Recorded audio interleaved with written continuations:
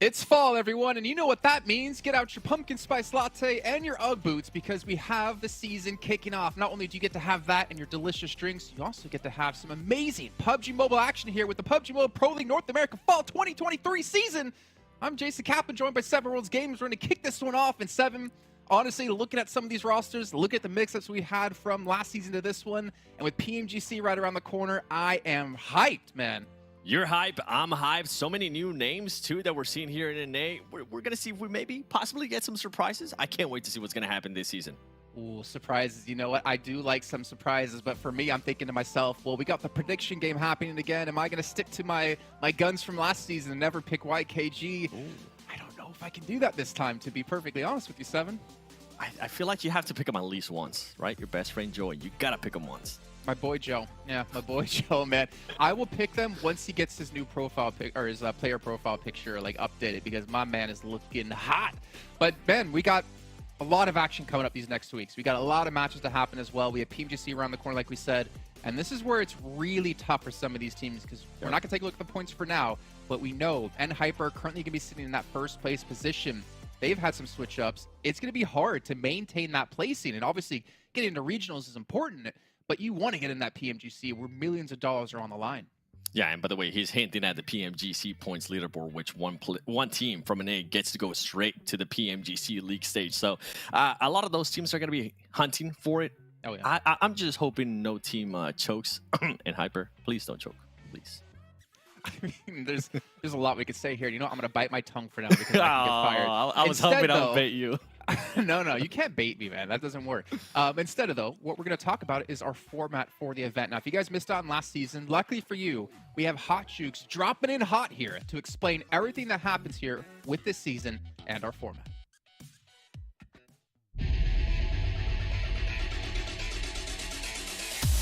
Get ready once again to dive into the action as we bring you the best PUBG mobile action from North America. Let's take a look at how the competition will progress. We start off with the league stage, which will last for a total of 3 weeks. Every week we'll have 5 match days. 20 teams will be divided into 5 groups, and 4 groups will play at a time. There will be 5 matches on each match day, and following a round-robin format, each team will play 4 matches on each day. Therefore, each team will play a total of 20 maps per week to build their tally of points. The top 16 teams at the end of the 3 weeks, based on the combined score of each week, will be moving on to the grand finals.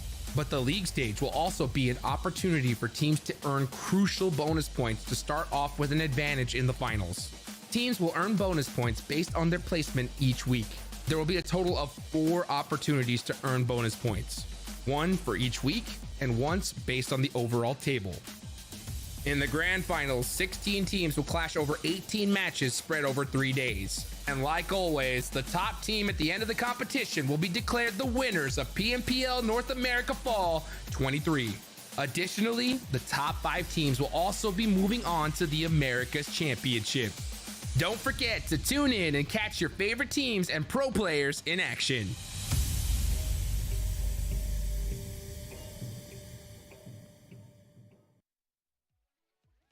And I'm so happy that Hot Jukes broke down the bonus points as well, because that is extremely important, Seven. And if I'm not mistaken, a couple of teams out there actually made it into regionals because of those bonus points. Yeah, you're thinking of those teams at the top, and it's kind of what I was hinting at earlier too. I was thinking in regards to NHyper choking, those bonus points, let's just say, saved them in a big way. So I can't wait to see also which teams are going to be saved by those bonus points, or which teams are not going to be taking advantage of those bonus points.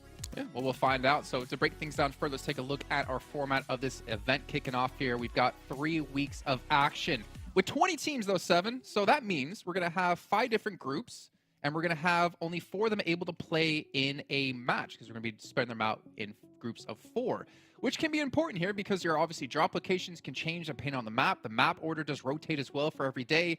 It's going to be tough, and it's going to keep teams on their toes. Yeah, and I'm so glad you mentioned that, because we have seen teams being hindered by depending on which group they end up on and depending on which map they end up missing for the day, because some groups are going to have to sit out, right, for certain matches. But keep in mind, if I'm not mistaken, the groups do change every week, so hopefully they are going to be able to readjust. And now a lot of these teams coming back, they were able to get the experience from Spring Split 2. Hopefully they'll be able to take advantage of that from having that experience. And of course, the top teams in our finals will only be 3 days, 6 matches a day. Top 5 teams will get through into the regionals, and we saw what happened last season with, of course, I think it was Alpha 7 taking home the title and getting themselves through into PMWI. But let's take a look at how they get there, right? All comes down to our points. And if you guys are at home or watching, you should know this format already, right? It's the same system we've been using for a while. And honestly, Seven, and I'll probably say this every single time, I'm pleasantly happy with this because we've had so many close events so far. I really am. I feel like this is one of the best point systems that we have had, and I love that from 9th to 16th, those teams do end up getting 0 points because it forces everybody to at least try to go for more eliminations, which means we get to see a little bit more gunplay, which I'm all for. Yeah, and again, like we did see some teams, I think, take their foot off the pedal last season when it came towards the later stages of the event, whether it was they were to qualify through into the finals, whether it was they weren't going to qualify for the finals.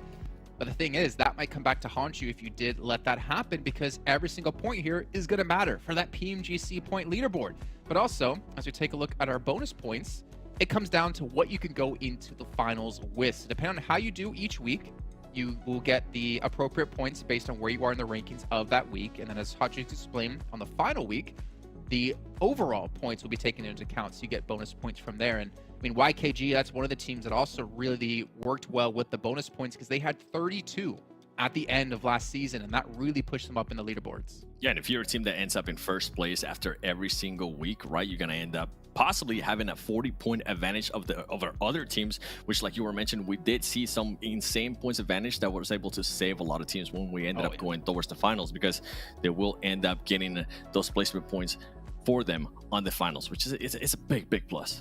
But one thing we have to keep in mind, Seven, from what we've been able to tell, these bonus points do not go towards your PMGC ranking leaderboard. True.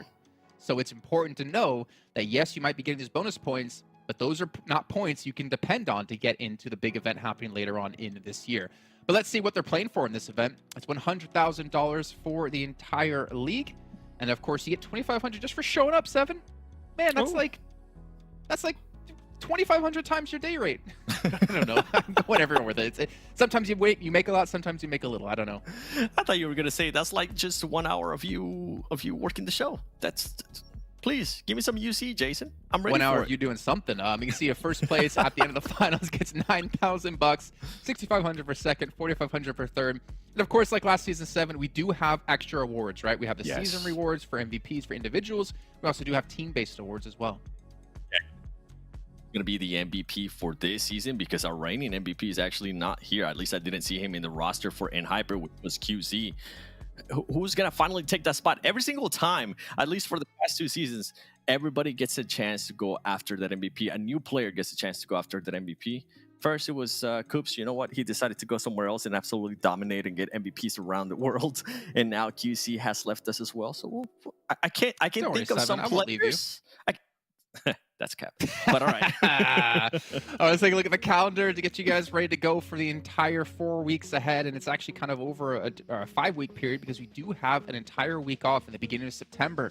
But every Tuesday and Wednesday, followed up by Friday, Saturday, Sunday, will be exactly how we do things here. And of course, you can see our different phases. So between phases, like you mentioned, the groups will change, which changes drop locations on maps, which means you might have to move. And honestly, we're going to have to see adaptations because I do not want to see the 2 teams fighting over and over and over and over and over and over 7 like we had happen before. The field looking at go to Sandhawk. I would like to see what NHyper is going to be doing because if I remember right, NHyper was just fighting one team in Sandhawk over and over again until they decided to, you know what, let's make sure they actually leave, and they were able to start performing a little bit better in Sandhawk. Hopefully these teams don't get into an equal battle. Please don't do that. A lot of teams try to do that in PMWI, but we saw a change. A lot of teams decided to back off and be like, you know what, we actually want to win. Unless you're gangsters and you just play from the blue for the entire first couple of days for some reason, and you spend more time in the blue than the entire lobby combined. That was very interesting, but you know what's also interesting? Which teams are going to be coming out to challenge out for that title? Let's take a look at this and we'll start to break down some of these rosters for you and talk a little bit more about them. Brace for impact as North America's finest lock horns for supremacy in the PMPL North America Fall 2023. Step into the world of pure pro gaming perfection with NHyper. In the last spring season, these talents took their team to the top of the league stage. GK first, the Slayer extraordinaire, hailing with the highest number of frags for the team. However, when the spring finals of North America became a boiling pot, the star-studded lineup fell short of 4 points to claim the NA's best title. Just as they failed in the following championship and settled for another silver medal. But it is done. 24K out in the open, running for his life, and he gets and it's done. Can they finally shatter the silver spell and claim the long-awaited NA trophy? Experience the championship spirit like never before with YKG. They faced the storm and emerged victorious, clinching the PMPL NA Spring Trophy against all odds. Defying expectations, they soared past Hyper in a thrilling grand finals showdown.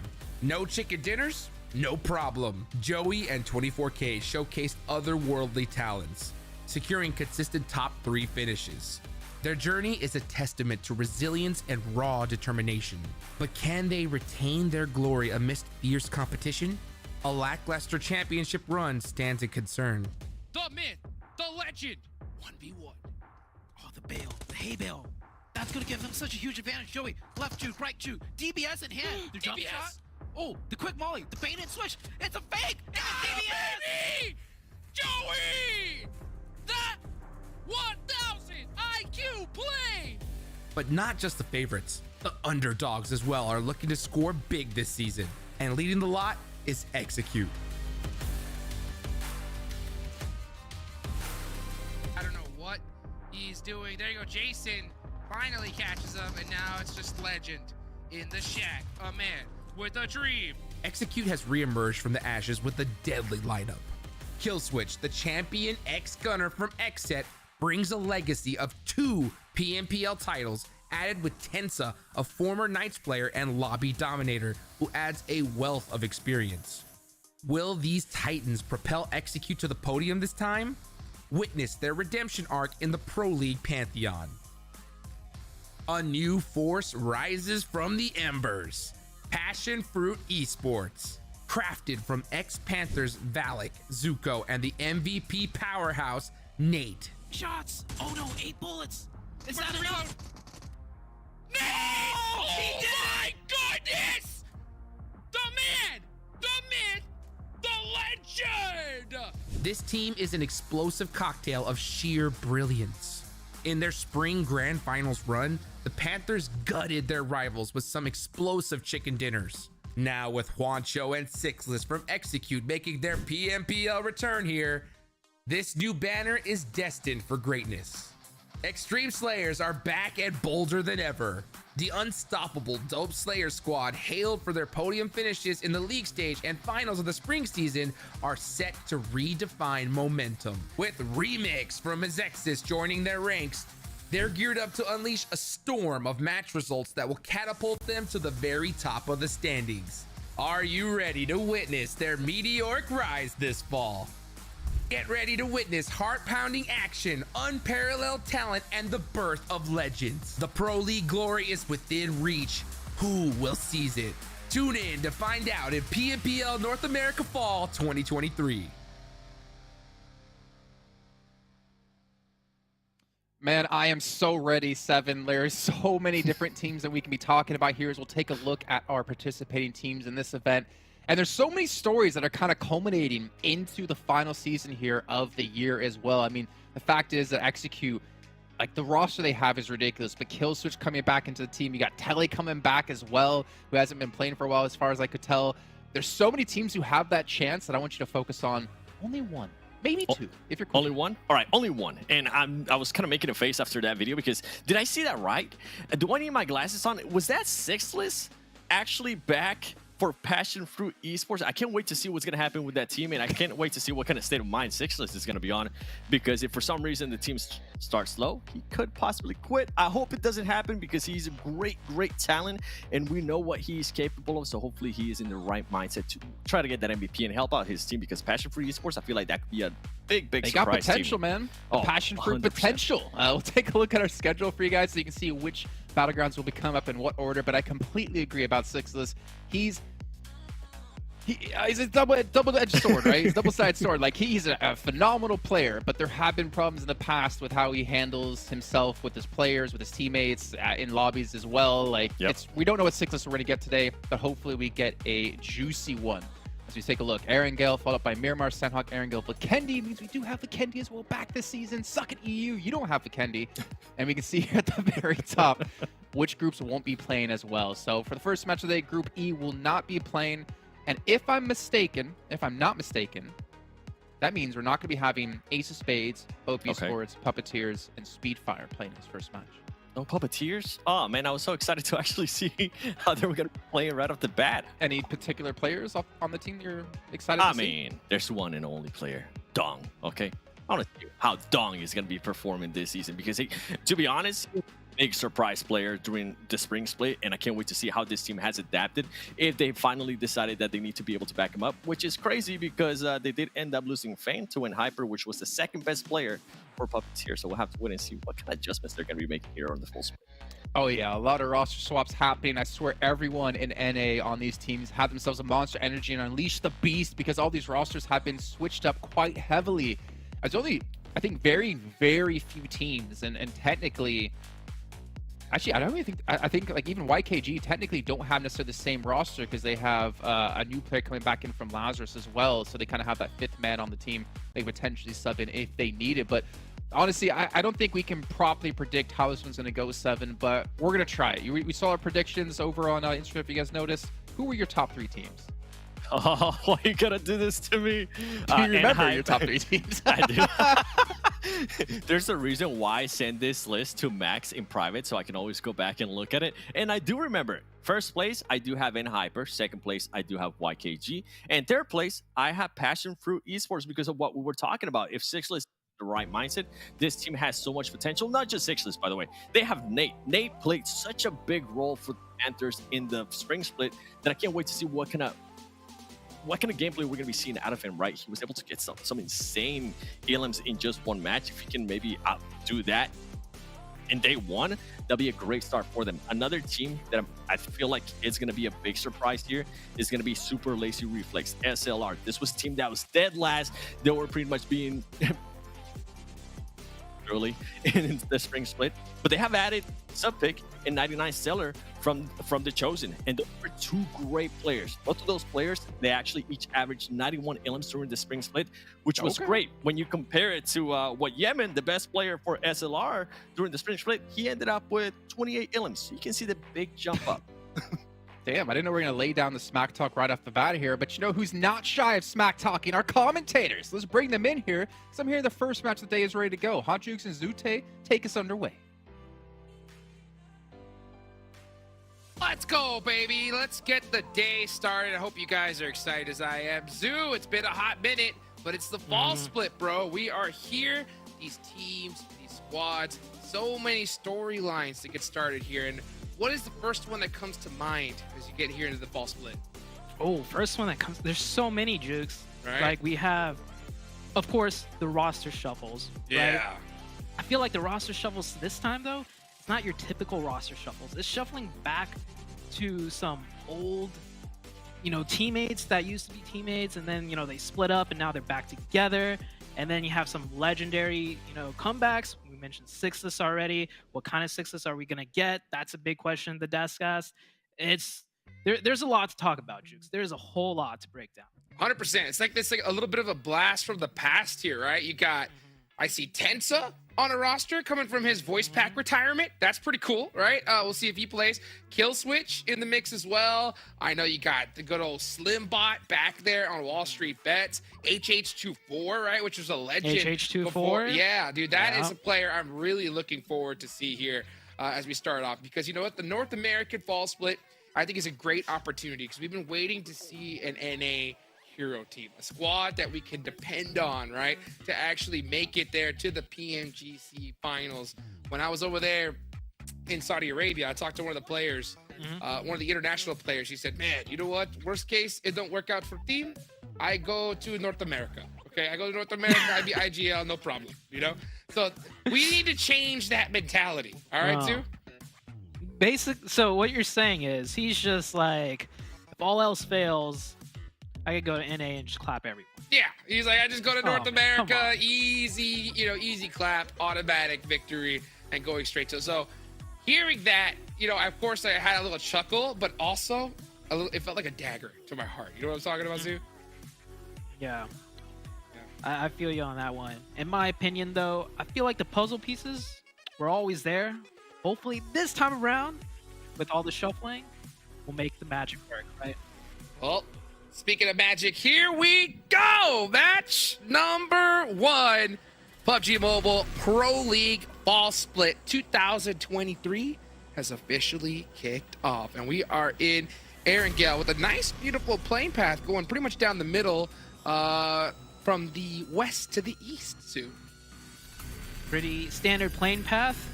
Nothing awry here. And with all the teams playing, like, I feel like we're not going to see anything crazy as far as hot drops go. Right? It's the same players, same teams, mixed up rosters, but everyone knows which teams goes where. You have Execute, jumping out on the top left. Man, since I was on the Execute team, that's where we looted. And that was like 3 years ago, if not more. Right? So nothing's going to be really changing as far as the early game goes, in my opinion. Hey, you know what? Can't teach an old dog new tricks, right? And look at that. It looks like we are going to see Tensa up in the mix here to start things off. Okay.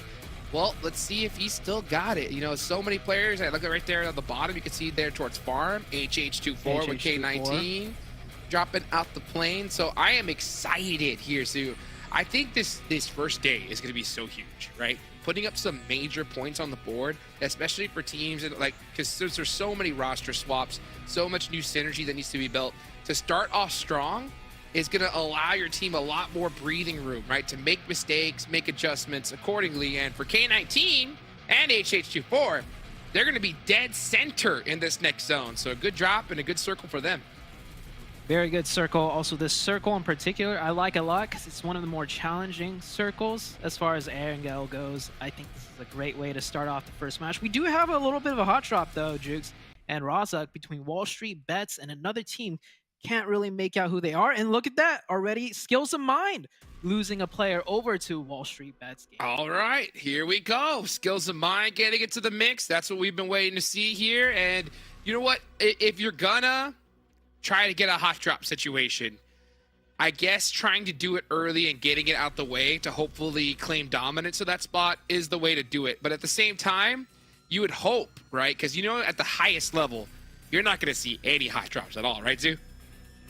Yeah, it's all about that consistency. Hot drops, a little bit of a RNG fight, with the guns, especially the looting. Whoever picks up the first weapon definitely does have a huge advantage, and that's the only hot drop for now that we see.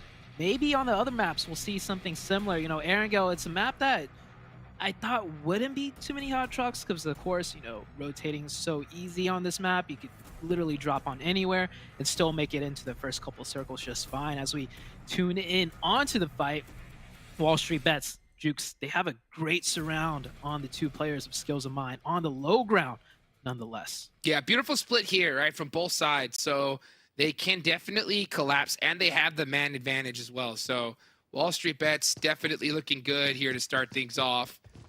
How are they going to decide to make this play? Because Rosshawk can be a little bit sketchy.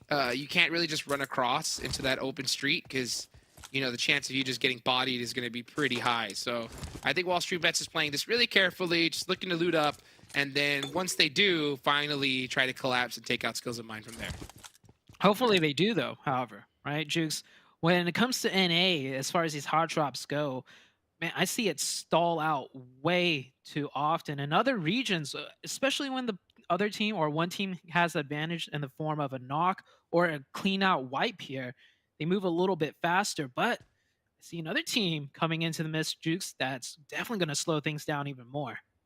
100%. Let's take a look at how slow this is going to be. Speaking of slow, right? You look at that. You got PASSIONFRUITs looting up Yasnaya all to themselves. So, they're going to be looted up to the teeth. Oh, yeah. PASSIONFRUITs right here. Sixless. The man himself playing right now. And actually, not to take the spotlight away from Nate on the team either. Right? I feel like, honestly, one factor that led Sixless back onto the Passion Fruits team is Nate himself. Nate is definitely someone Sixless could rely on. We saw how hard Nate popped off last split. If I'm not wrong, he got, you know, the match, not match MVP, but the moment. What was that award called? Moment of the season. That's right. The highlight Yes. of the league. It was that, what, he got 14, 15 eliminations. It was a one-man army coming into the last like 3 circles. So Nate is definitely someone that Sixless could rely on. Absolutely. For everybody that doesn't know, that's possibly tuning in, Big Nate was on the Panthers roster, and he had that play you were talking about was one of the best plays I think we've seen in North American PUBG Mobile. I mean, this guy literally took on the entire lobby by himself. And how many eliminations he get? It was double digits. It was insane, you know?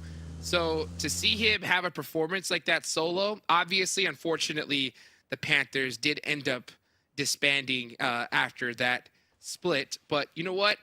With him on a new roster, motivated, I'm excited to see what he does. He actually messaged me before the start of it. He's like, keep an eye out on who's playing for Passion Fruit tomorrow. So all my eyes are definitely locked on him. And the last messages before that one, right? Before last time we talked, he said, I don't ever quit. I'll die before I quit. You know? So they forgot to put the quit in them when they made Nate. So I'm excited to see how much homework he's done and if he's going to really pop off here at the start of the fall split. Speaking about popping off, NHyper. This is a team that's been so consistent. As far as NA is concerned, the most consistent team, I would have to say, is NHyper. They just happen to fall short all the time, but besides that, as far as, you know, average points put up, I think they are the cream of the crop, and the roster's a little bit different. You mentioned it, you know, in the video. Their star player, their MVP, no longer on the roster, and oh wow, skills of mine down to 1 already. Yeah, we saw there in the feed, you know, Wall Street Bets picking up those other 2 players that went Ross. So they did exactly what I was talking about, right? They got that loot. They, you know, just played it really carefully and were able to get a nice start here to this game. A rough one for Skills of Mine, but there's still plenty of action for them to possibly catch up. Here goes Passion Fruits getting up close and personal with SLR. Nate pops out the buggy, tries to get those shots. Juancho ends up catching Stellar, so SLR and Passion Fruit's going at it. Nate's got to be really careful, though, because Long's got some angles. SLR right now trying to provide cover for that knocked teammate. He is flushed and finished. Passion Fruit's doing a quick reset. You always love to see it when teams go for these quick, scrappy fights and come out on top, right? Passion Fruits, they're not worried. They're ready to fight anyone. They were under heavy suppression, but they made it back out, and they pick up that 1 elimination points. I'm curious to see, though, if they're going to keep pressing this matter. They are close to the center of zone, so you got to be worried about some potential third party. Yeah, I like their stop-and-go play. You know, they decided to go ahead and, you know, just leapfrog little by little, trying to find the location that they want to stop at. And they're going to be stopping right here, just north of Shelter. So let's see how they decide to play it. This is going to be pretty central in this next zone. Not a bad spot, and a good place to be able to protect their vehicles when that zone moves away. So we'll see. I wonder if they do get another knock on SLR if they don't push. But we'll find out here in the next few minutes as this zone's about to pop. Zone is going to shift. A couple of teams already centered up, and those teams will be heavily rewarded. Circle shifts a little down to the southeast, but more importantly, it shifts onto that giant sloping mountaintop that does provide a lot of dynamic gameplay. We should see some teams start prioritizing, and minimap disappeared, but NHyper, Hot Jukes in center zone. Dead center. You know, NHyper is a squad that you'll find out in an interview. Look at this. You can't just run into a building and think you're going to be okay. Wall Street Bets setting up the trap and catch, execute, slipping. Let me ask you this, Zute. Can I get a guess of what the comms were like after that on the side of the I was just going to say, Jukes, you know the comms are going like, what are they still doing here? Just what are you doing? Dude, didn't make a noise. Didn't even make a noise. You saw him just gun out, just running around, just thinking, okay, all right, you know, they have to have rotated away by now. Nope. Yeah. Wall Street Bets saw that coming from a mile away. That's wild. Yeah, and it's funny because Execute. Oh, hold that thought. Passion Fruits getting into a quick fight with NOMADS here. They're getting right down right now. No, the old 8 getting that flush. Another peek. Another player down. Passion Fruits. I thought they were on the back foot, but just like that, they're about to pick up another point, making 4 points total once they clear that one up. Oh my gosh, beautifully done. So Passion Fruits having a beautiful start. This is what I was hoping to see from a lot of these, players of old, right? These old school PUBG Mobile veterans, right? They're coming out swinging, and that's what is exciting to see. Now, one team, I was kind of talking about it a little bit earlier, NHyper, okay? NHyper has frustrated me beyond belief by seeing their inability to finish, right? We saw it just last time with Alpha 7. They had it in their hands to beat them out and become the champs. And in the last game, they just couldn't get it done. So when it comes for me to picking by top 3, Zute, my guess, I didn't even put NHyper in it. Okay? Really? Wow. I didn't even, which is, I know it's a bold pick, but the reason why is because I want to see that clutch factor. And I actually got a chance to talk to Koi personally in an interview. Hopefully, soon we'll be able to get that and see it. And I don't want to spoil it, but I did mention it because I want to see them be able to finish strong. We know that their league play is good, but come championship time, they got to show up. Well, this is what I'm going to have to say. I agree with you to an extent, but I feel like this being just the NA stage, I feel like NHyper is fine. It's usually at the next stage, right? The Americas, where, the talent gets a lot higher, the skill ceiling goes a lot higher, that NHyper chokes. So I agree with you, but I feel like they're fine. They're good to make top 3 for this stage of the tournament. Execute, holding it down on the edge. They're down to only 3. We saw Trick go down to Wall Street Bets. One of those, what are you still doing here moments from the Yeah, you can see them just keeping an eye right now on Excuse. Minis are coming out heavy. I love to see the mini meta really shining through here this year. I mean, especially we saw it there at the World Invitational. Tony K, absolute monster with that. Had a performance that never seen before. And now we're going to look at NHyper slowly moving on up little by little, leapfrogging their way through. SLR still in the mix now with 1 player down. Right next to NHyper. NHyper doing a 1-3 split. One of the players at the watchtower. Very methodical play here from NHyper. You saw elsewhere, right? When a team crashes on, immediate fighting, immediate knocks. NHyper holding it down, slowing things down, trying to gain the info. And it's classic NHyper, right? They play it by the book.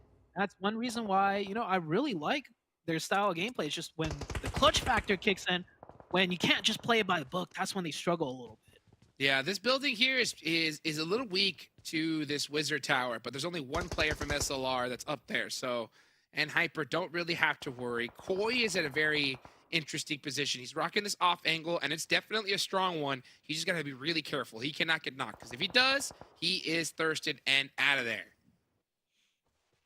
100%. So, speaking out of there, MEZEXIS. Ugh. God, it's 16th. MEZEXIS. Yeah, wow. This is really fast-paced, especially if you want to, consider this is the very first match of the entire split. But you love to see it, right? I think these teams and players playing for so long that they're just ready at a moment's notice. Long, taking heavy damage, and Ren with the supporting fire catches them. NHyper. That's playing it safe. That is, utilizing your teammates to the full extent. He could have gone for a hard peek and gotten that limb for himself, but he baited it out for his teammates from the other angle to take him down. Beautifully done there from Koi, and a nice shot from Rin. I'm pretty sure that had to be through the smoke there. So good work, good teamwork to get that done. And now the threat is pretty much neutralized. I mean, NHyper have the huge advantage. They can pretty much push this whenever they want. Yeah, but they're going to take their time. It's NHyper. Remember, they're going to look for that nade opening. They're going to wait for the zone to shift to see what they would do. And the zone shifts on top of them, honestly. They're probably just going to, just turtle right back up because another team could be coming in at a moment's notice. And look at this. Oh, so many teams, so many players going off the radar right now. Yeah, this is an interesting one right now because I wonder what everybody that's in the chat would think about this because NHyper, they do have a really interesting position, right? They have those 2 players, obviously, in the buildings right across from them. But do they decide to take that fight, clear this out, or is it safer to hold them there in case a team crashes? Then that can provide them an easier chance to third party. So a very interesting.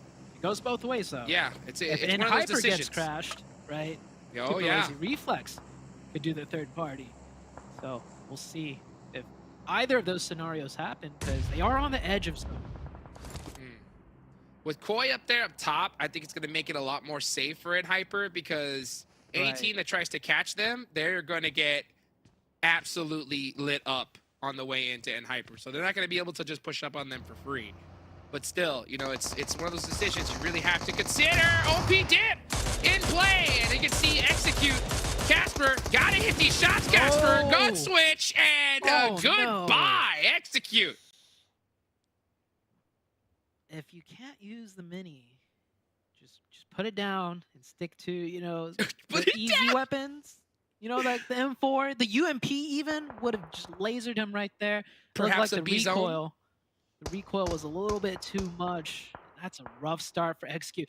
Man, we always say this, Execute, such an experienced team, but the execution, Jukes, it's so sloppy. Oh, man, you know what? I think that sometimes they try to do just a little bit too much. You know, they can just work together and, you know, kind of go to that old school play style of just playing as a 4-man, pushing each team as time. But then they do these splits and overthink things, and then they kind of get caught out. And then sometimes, I mean, I would rather see them make the right play and miss shots, right? Because sometimes, let's be real, We right? saw We all a lot miss of some missed shots. Yeah, we all miss some shots sometimes, right?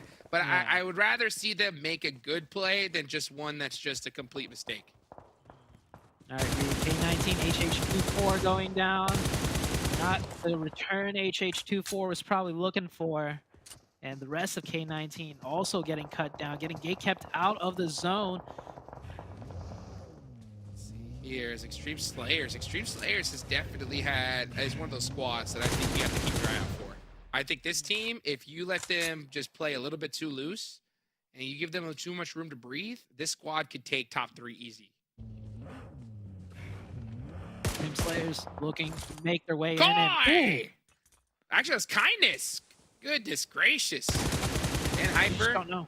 doing what they do best, right? I mean, when they have a position and they're holding it strong and just looking in every direction, this is literally their dream scenario. Now, Yeah. what are they going to do when this next zone pops? They still have SLR right across from them, so they're not going to be able to leave as easy. I wonder when they're finally going to decide to pull that trigger and take them out. I agree. Let's see right here. Easy rush. Should be easy rush. The timing is so dangerous, though, right? Because you don't want to... If you do it at the wrong time, you're going to get third-partied, and then you're going to be in big trouble. And now they've waited so long that the chances of getting third-partied are really high. Oh, especially with the circle. Okay. Well, taking a look at the map, I don't think they will get third party. All the teams out of zone, you know, all the way far out to the west. And in Hypergnosis, they can choose a time, or they can choose to take advantage of the way the circle has shifted. Wall Street Bets coming in from the edge of zone. 10 Jukes. 10 eliminations on the Wall Street Bets team. Wall Street Bets, let's go. We've been waiting to see them pop off. This is a team I actually put in my top 3, and I told Nate about it, right? And Nate said that was a bold prediction. Bold prediction. And the reason why I told him is because, you know what? I think that this squad has been putting in the homework. I know that they added the good old Slimbot to the roster. Player I'm a huge fan of, so we'll see if he's going to be able to show up as well. But right now, with how this team's playing, I don't think you make any adjustments. 10 eliminations, first match, and more to come if they could break and breach that bunker position. We'll see if they manage to pull it off. You have butterfly effect here on the low ground, edging into the zone. Looks like they will just get into the zone, throw some smokes down, stall for time. Lotus very close by. These two teams might clash here. They both are fighting for the low ground, and there's barely any cover on that low ground position. And you can see them right now. Yeah, hardly any cover at all. They're starting to set up those car walls. So there were some smokes out. The smokes can be a little bit dangerous, but you know what? Sometimes you have no other choice than to throw them. And you can see right now, Ji-Woon is knocked, and oh, Rosh gets taken out, so now he's safe. And you can see immediately the good comms from the team. Killjoy's gonna go ahead and run on out and get this res. Very good breach. They were at a heavy disadvantage, in my opinion, coming over that ridge line, but they make it in, only losing one player. Maybe they'll even get blessed by the next circle. They are on the northern edge. We'll see what happens here. There's a lot of entryways in. Definitely a hard fight up the hill, however. We'll see how it goes. PASSIONFRUIT's holding this position down. They've been here for the last 2 zones, but, you know, they've been contested quite a few times, so they get rewarded for holding those. Well, then, you know, my question to you, Zute, is, right, you know, which team right now that we're in Circle 5, which team do you think is going to win the match? Do you think it's going to be PASSIONFRUIT? It would be a pretty good prediction there, seeing as how they are a center zone, but well, I'm gonna go out on a limb here. I'm gonna go with NHyper. This is not their, you know, perfect situation to like to play in, where they have to fight a team and probably break into the zone on the next circle, but NHyper, I'm gonna give it to him. All right, well, they finally decided to pull this trigger against SLR, so fortunately for them, I don't think another team is going to be in a position to try and third-party this. Koi is looking up front, but where's the rest of the squad? GK First is focusing in another area. I don't think you underestimate SLR here. This could be a mistake. Boy, up close, DBS, shots coming in. Back and forth they go. Ink, trying to get on. Oh, that was not the play. And that little moment of hesitation, trying to readjust, just a bit too slow. NHyper take them out. They don't have the zone, Jukes, as I predicted, but I hope they can break it in.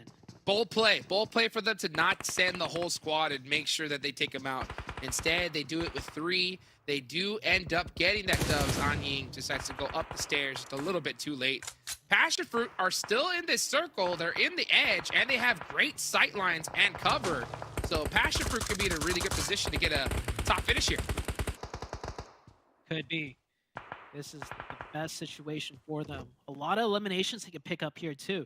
They gotta be careful though to not split up too much between those 2 compounds, because one side is definitely gonna get crashed here.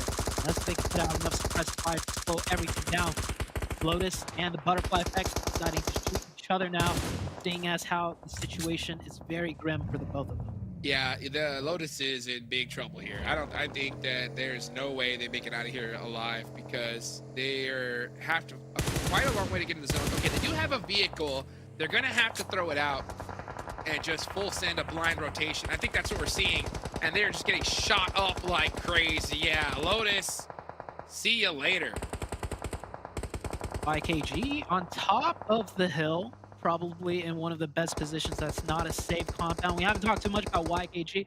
I feel like this team, they did really well last split, Jukes, and I think them being together for this long now is just the perfect timing to really start cooking. And you know, I predicted them to be the top team coming into this tournament, and Likewise. They're looking good right now. Yeah, this is, I think, you know, I love to see North American teams that stick with the dang roster. You know what I'm saying?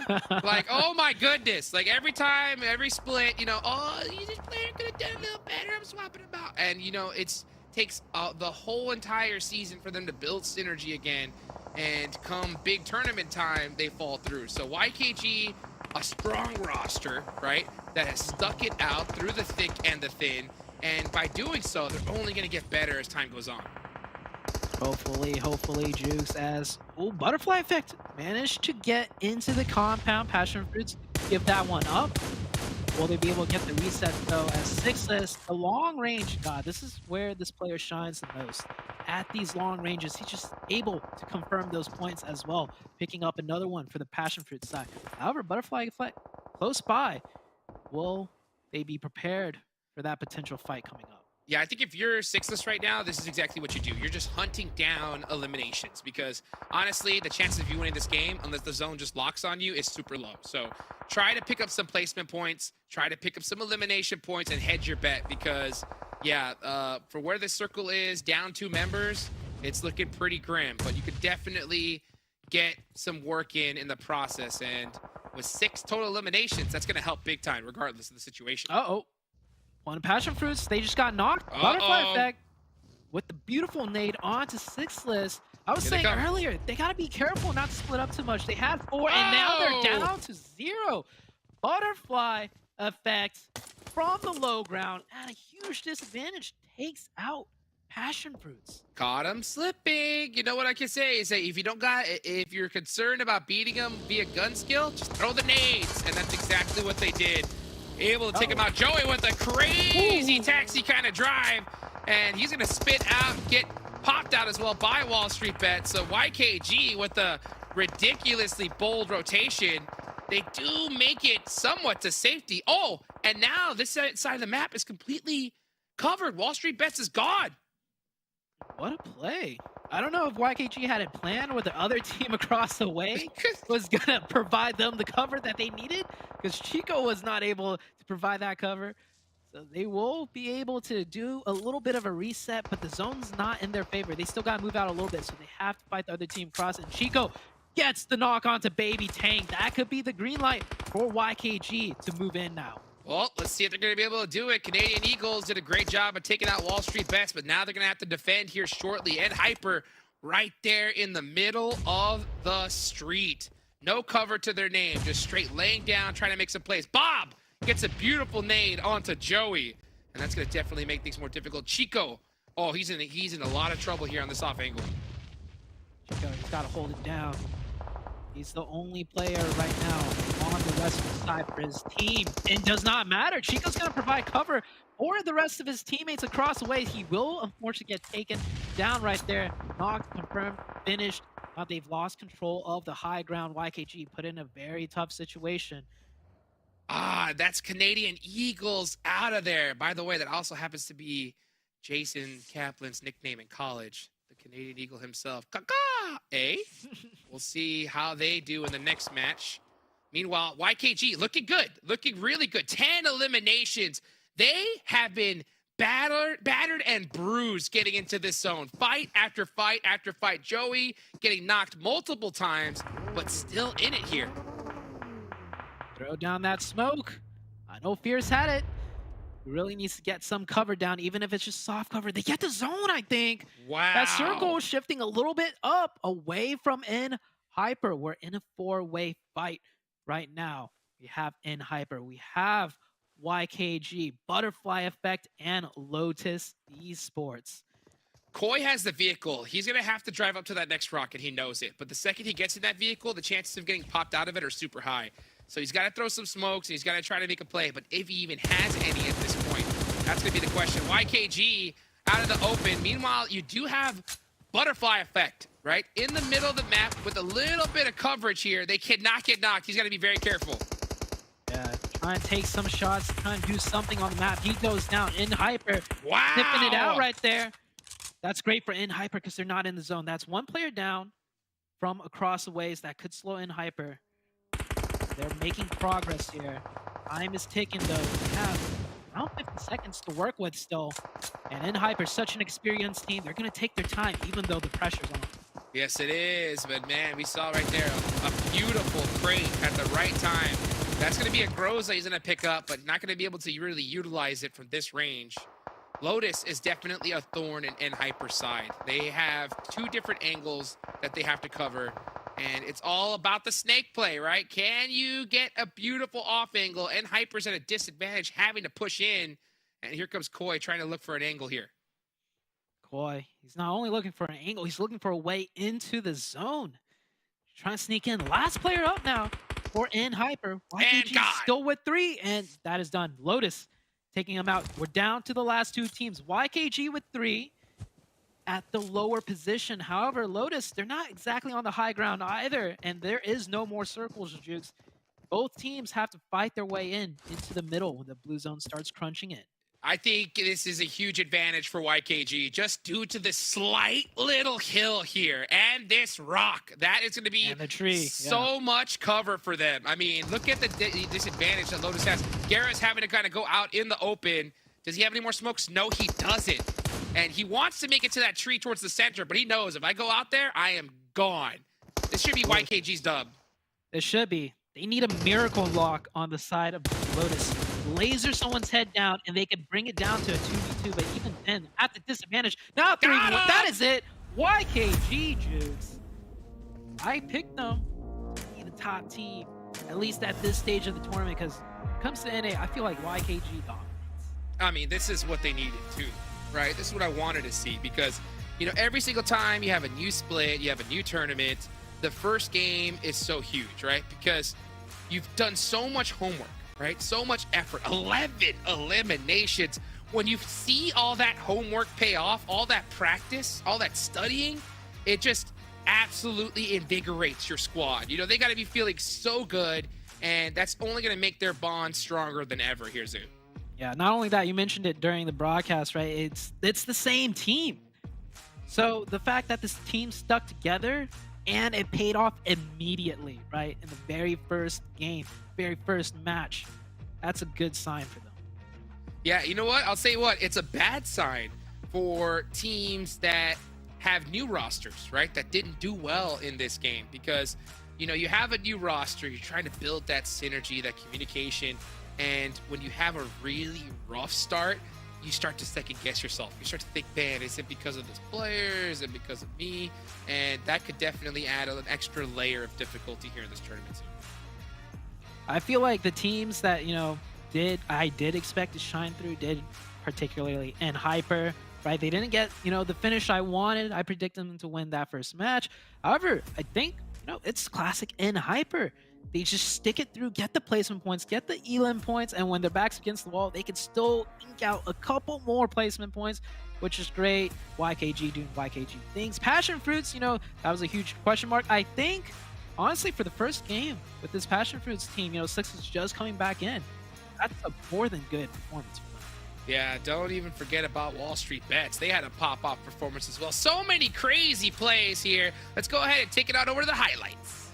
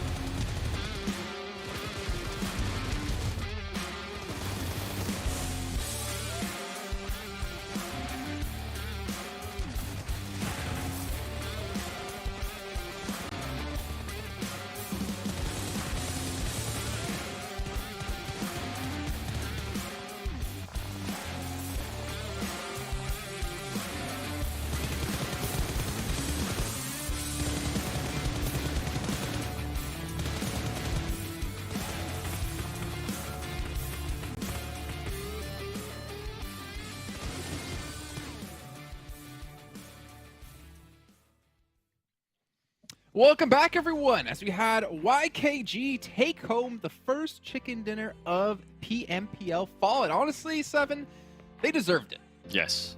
That's what you want to see out of a defending champion. That's how you want to start a PMPL full split here in North America. YKG, the way they were able to play it. And it seems like YKG was looking at what was happening at PMWI, because if I'm not mistaken, they landed in Primors. They looked a lot like Vampire Esports, which is, it's not bad. I love it. Hey, you know what? I would love to see the NA team step up and learn from teams who are better than them instead of having egos thinking they're the best team in the world, because you might be the best team in the region, but the region hasn't won anything on a national scale in a very long time. Let's take a look at the match rankings here and get an idea of how many points some teams did get, because YKG with their 11 eliminations put them at 21. But Wall Street Bets Gaming, 12 limbs, man, landing at Rozhok, taking out Skills and Mine. They were ready to fight. And I'm actually surprised that they ended up getting those amounts of limbs. Obviously, like you mentioned, they did end up taking those Skills of Mine. They were able to get 4 out of there. But the way they were able to eliminate Trick out of Execute, that was the longest camping without them actually moving. The patience that they showcased there, I'm not hating on it. I'm actually appreciating the patience of the camping, because they took so long that Execute didn't, like Sute was saying, wait, they're still there? What? There's no way someone's here. What are you doing? Oh, man. Yeah, that was great to see, honestly, and for them to put up 12 limbs off the bat is phenomenal. But one thing I do notice here, Seven, Passionfruit. This looks very reminiscent of the Panthers from last season. 6 limbs, 1 placement point. I'm not going to knock it too hard because it is obviously the first match, and putting up 6 limbs is a very good start. but one thing they always lacked last season was those placements. I agree with you. In regards to the placement points, I feel like it kind of came down to the circle too. It didn't end up favor them. They did take a little bit too long in the compound and try to figure out how they were going to be rotated out of it. But I feel like this is a good message for this team because we're talking about the fragging power that they have, right? Not only Nate, not only Sixless and all the other players. For them to at least be able to put up 6 illims here on the strong position that they had when they actually had that strong position, I feel like that's pretty impressive. Yeah, fantastic to see. Let's take a look at the second page though and see how it worked out for some other teams here. You know, Super Laser Reflex, they got a place on point. Obviously, we're not going to see too much of the teams just from one match alone, but Execute, that's the one that kind of makes me a little bit sad just because they had George all to themselves. Then they rotated into Rozhok, they met up against WSB Gaming, and that's where the downfall really started to happen for them, unfortunately. Yeah, I mean, Trick got surprised, and then they decided to go into OP dip and got absolutely demolished, especially Casper missing all those shots. That was quite a shock in there. I think I even put it in our chat, but I was like, that looked like me actually trying to shoot the mini because it was going all over the place. It didn't look good, and it came down to the execution, right? What? Because we actually do have a video of you playing with the mini. No, I'm just kidding. No, it ain't happening.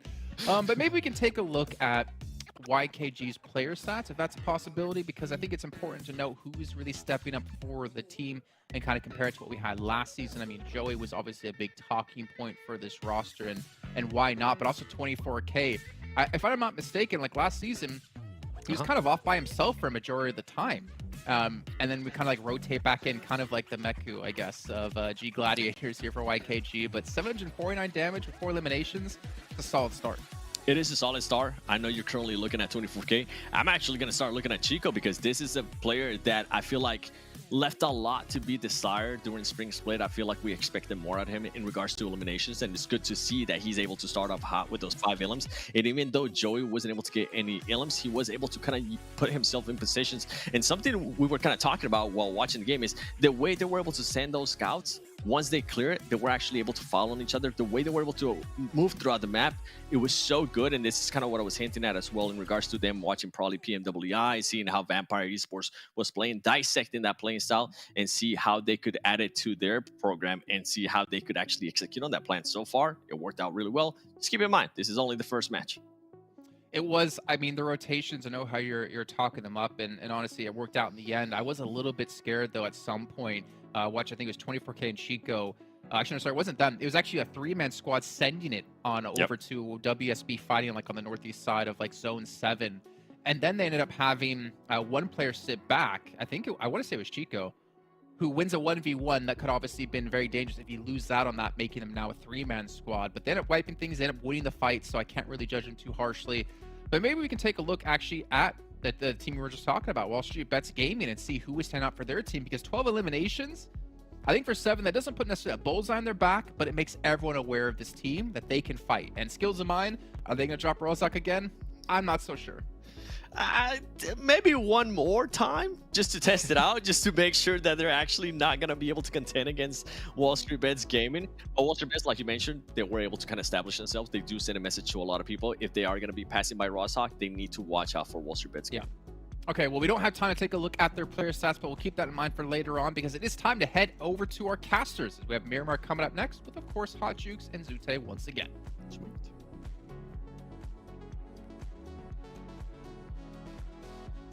Miramar, beautifully done. Man, I had to pop up because I was so excited for some fun in the sun here, Zute. I mean, man, Wall Street Bets, only a couple placement points, but tons of eliminations. They came out swinging. Yeah, I'd say, starting off the day, you would rather go for those elim points and placement points. Just get the fingers warmed up and ready for the rest of the day. There's still a lot of matches for these teams to play, and heading into Miramar, I think that's where, things slow down a little bit. Map being so big, so hard to traverse, that's when, those placement points could come in handy. Yeah, 100%. One team I'm really looking at here is going to be N-Hyper for sure, because I saw them in a couple tournaments before when they were playing right before this one, and they just kept getting caught out on rotation. Now, I know for a fact it was against international squads, and so I saw them really suffer against them. I understand that this is against NA, and they should have a little bit of an easier time here. But at the same time, I want to see them, look for that high ground like we've seen them do in the past and be able to finish strong. Oh, if anyone's on high ground, it is usually in hyper. I think in hyper and high ground, it got to a point where it became a meme. I think, you know, last Yeah. I was always like, oh, look, Jukes, who's on the high ground? It's in Right? hyper. And it really was. They were like little billy goats, always up there, high as could be, and didn't have to worry about a thing. So, you know, hopefully we could see them be able to secure that without losing players early on. I think that is Hyper's biggest struggle, is when they go and they try to get that high ground position. Whenever they get taken out early or a player gets caught, they just seem to fall apart. But like in the last game, right, they had everybody in the position that they wanted to be, and it was just easy peasy. Oh, we'll see what happens this match around. Coming in to Miramar, playing path once again, looking like it's going to be a really good one. Cutting down, it's a little bit to the northern side, but it's cutting down the middle at least. Yes, it is indeed. So El Pozo is still in play, right? Which is, I think, is a really good looting area for these teams. Pecado as well. So I think a lot of players would rather have a playing path like this and a circle in the north rather than the south for sure. Teams jumping out of the plane. We had one hot drop in the very first match already on Erangel. Will we have another one here on Miramar? We'll see very shortly. SLR, I do believe, yep, dropping right into El Pozo. Nice and early. Now, Jukes, after the first game, was there anything that kind of surprised you, or did it play out the way you would have expected? I think it played out the way I expected, you know? With that zone kind of going in the position that it was, I think Hyper lose there in that situation. I think the fact that they were able to put up some points on the board was solid. And, you know, I think in that position, vice versa, if the circle does go towards Hyper, then I think they could have won that game. But regardless, I think it was a good, solid finish from a lot of teams, especially like Wall Street Bets and YKG as well. Like YKG fought their tooth and nail to win that game. Oh, another hot drop. Two different Let's teams. Skills of Mine. Oh, Skills of Mine, man. They just 2 hot drops in a row, and they're losing twice in a row here. Well, oh, Nate, you might get taken down. oh my Can't gosh. stop, Nate. Can't stop, won't stop. Shotgun in hand, too. Shotgun versus M249. And it's pump shotgun all day long. He hits those. He does, in fact, hit those. 3 eliminations here for PASSIONFRUIT. They're having a good start as well, I think, you know. Sixless, you know, and Squad were able to put up a good, solid amount of eliminations. They did lose a couple players early on, so they lost that last game. But in order to win a championship, Zoo, I've said this a lot, you have to be able to put points on the board when you don't get that zone, right? Because you're not going to get it all the time. But you got to be able to put something on the board. And then come that perfect game, right? Where you're in the right position, you're able to see everything, you got cover, and the zone just keeps locking on you. Then you got to win the game with like 20 eliminations. So I think it's a good start for PASSIONFRUIT. Definitely so. PASSIONFRUIT, I think their weakness is going to be that close range. I know long range, they have the rotations on lock because Sixless really good at that, also providing the cover.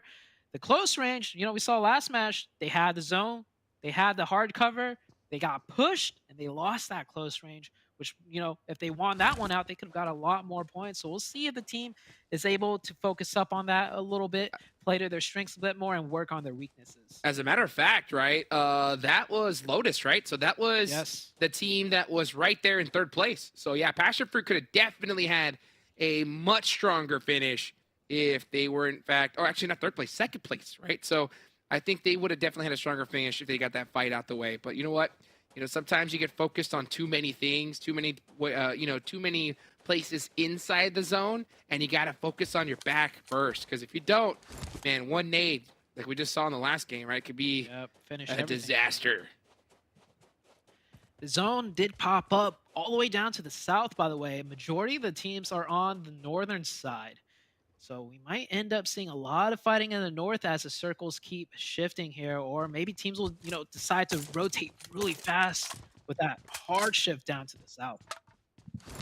And yeah, this hard shift down south is going to make things so difficult for a lot of these teams, especially squads like BOPE, XTREME, Slayers have to get moving as well, YKG, SLR. So many of these teams got to get other way down. Now, southern zones are always so difficult in Miramar because of the terrain. I think the terrain is so tough down here. So many different hills, things. You can easily get your vehicle stuck.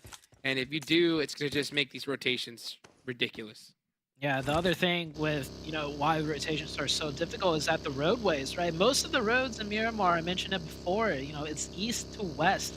As far as north to south roads go, you have one on the far eastern side and then one on the far western side, and that's about it.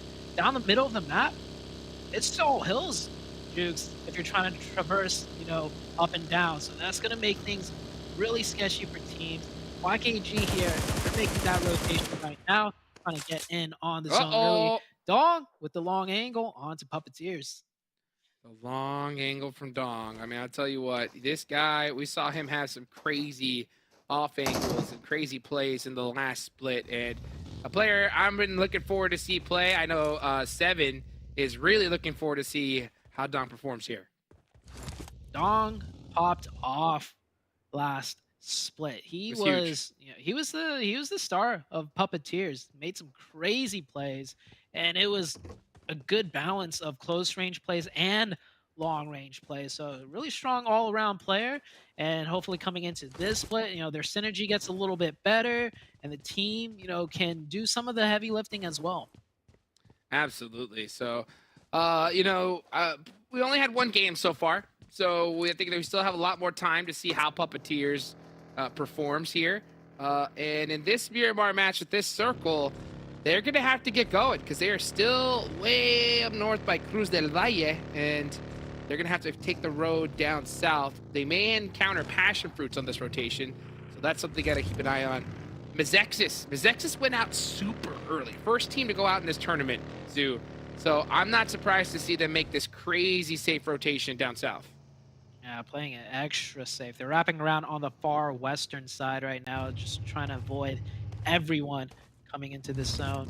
And Hyper, they decided, rotate in, but sticking to the high ground on the eastern side, the really hilly terrain. That's going to slow down their rotation, but at least they'll be able to avoid a lot of teams. Super Lazy Reflex, pick up a point right there.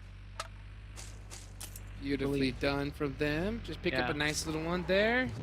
And that is how you do it right there. That's going to be on to Speedfire.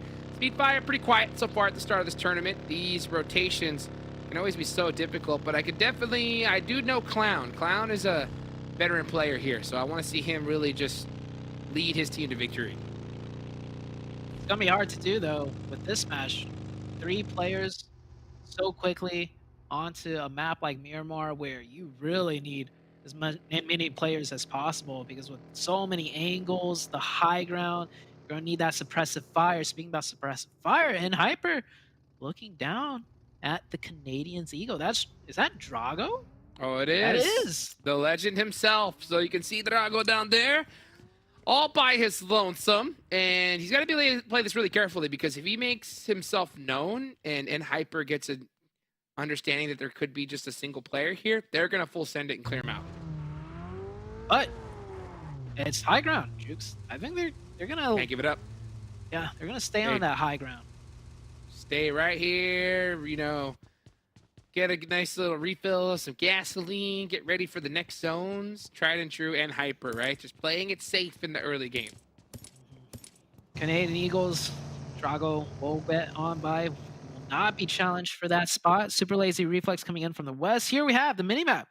A nice little update of all the positions of the teams. And that's Los Leones? Yeah. Finish, please? That'd be fun. That would be fun. I want to see some urban finishes here. That would definitely get the blood pumping here, as we see quite a few teams still need to go ahead and get into this zone. Passion Fruits up north, Wall Street bets as well. They're going to definitely crash into some squads on the way in. Meanwhile, and Hyper with the high ground, very central zone, and it looks like BOPE has decided to commit to Los Leones, so they are spread out, waiting for teams to push in.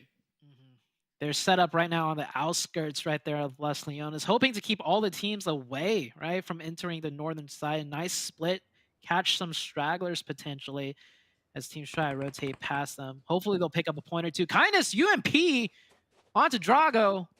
Uh-oh. Wow. Will they commit to that? But no, wait. They have a point already. I don't think they confirmed that onto Drago, did they? I think they did because Drago was Oh. so far out by himself. I don't think he had even a chance to get picked up. So, yeah, Drago, I think that he thought he was safe and decided to run out that building and then just got straight beamed from N-Hyper holding the top ground. Nasty. See, N-Hyper utilizing that high ground as well against YKG. So they got some sight lines here. It's all about getting that information. Baton, though, does get a nice shot onto GK and gets the thirst. Wow. That is very N-Hyper-like. Down to 3. This is what I was afraid of, right? Them losing players early on to kind of silly rotations and silly mistakes. So It's like you said, it's usually rotations, but this, they're playing defense, Jukes. That's where they excel, and they just lost a player. That's not a good look. nope, it's not. I think GK first got maybe a little bit too greedy and put his body in a position to where, like, what you're supposed to do, right, is hold this kind of high ground, but you want to put your body in a position to where if you get knocked, you're easily able to get safe, right? So GK first, I think, got a little risky, a little greedy, got popped in a bad spot, and then just couldn't get to cover in time. Maybe underestimating the North American players a little bit right now, you know, because N-Hyper, they get away with a lot, especially at the NA stage. So maybe they, like you said, got a little bit too confident, got a little bit too greedy, and paid the price.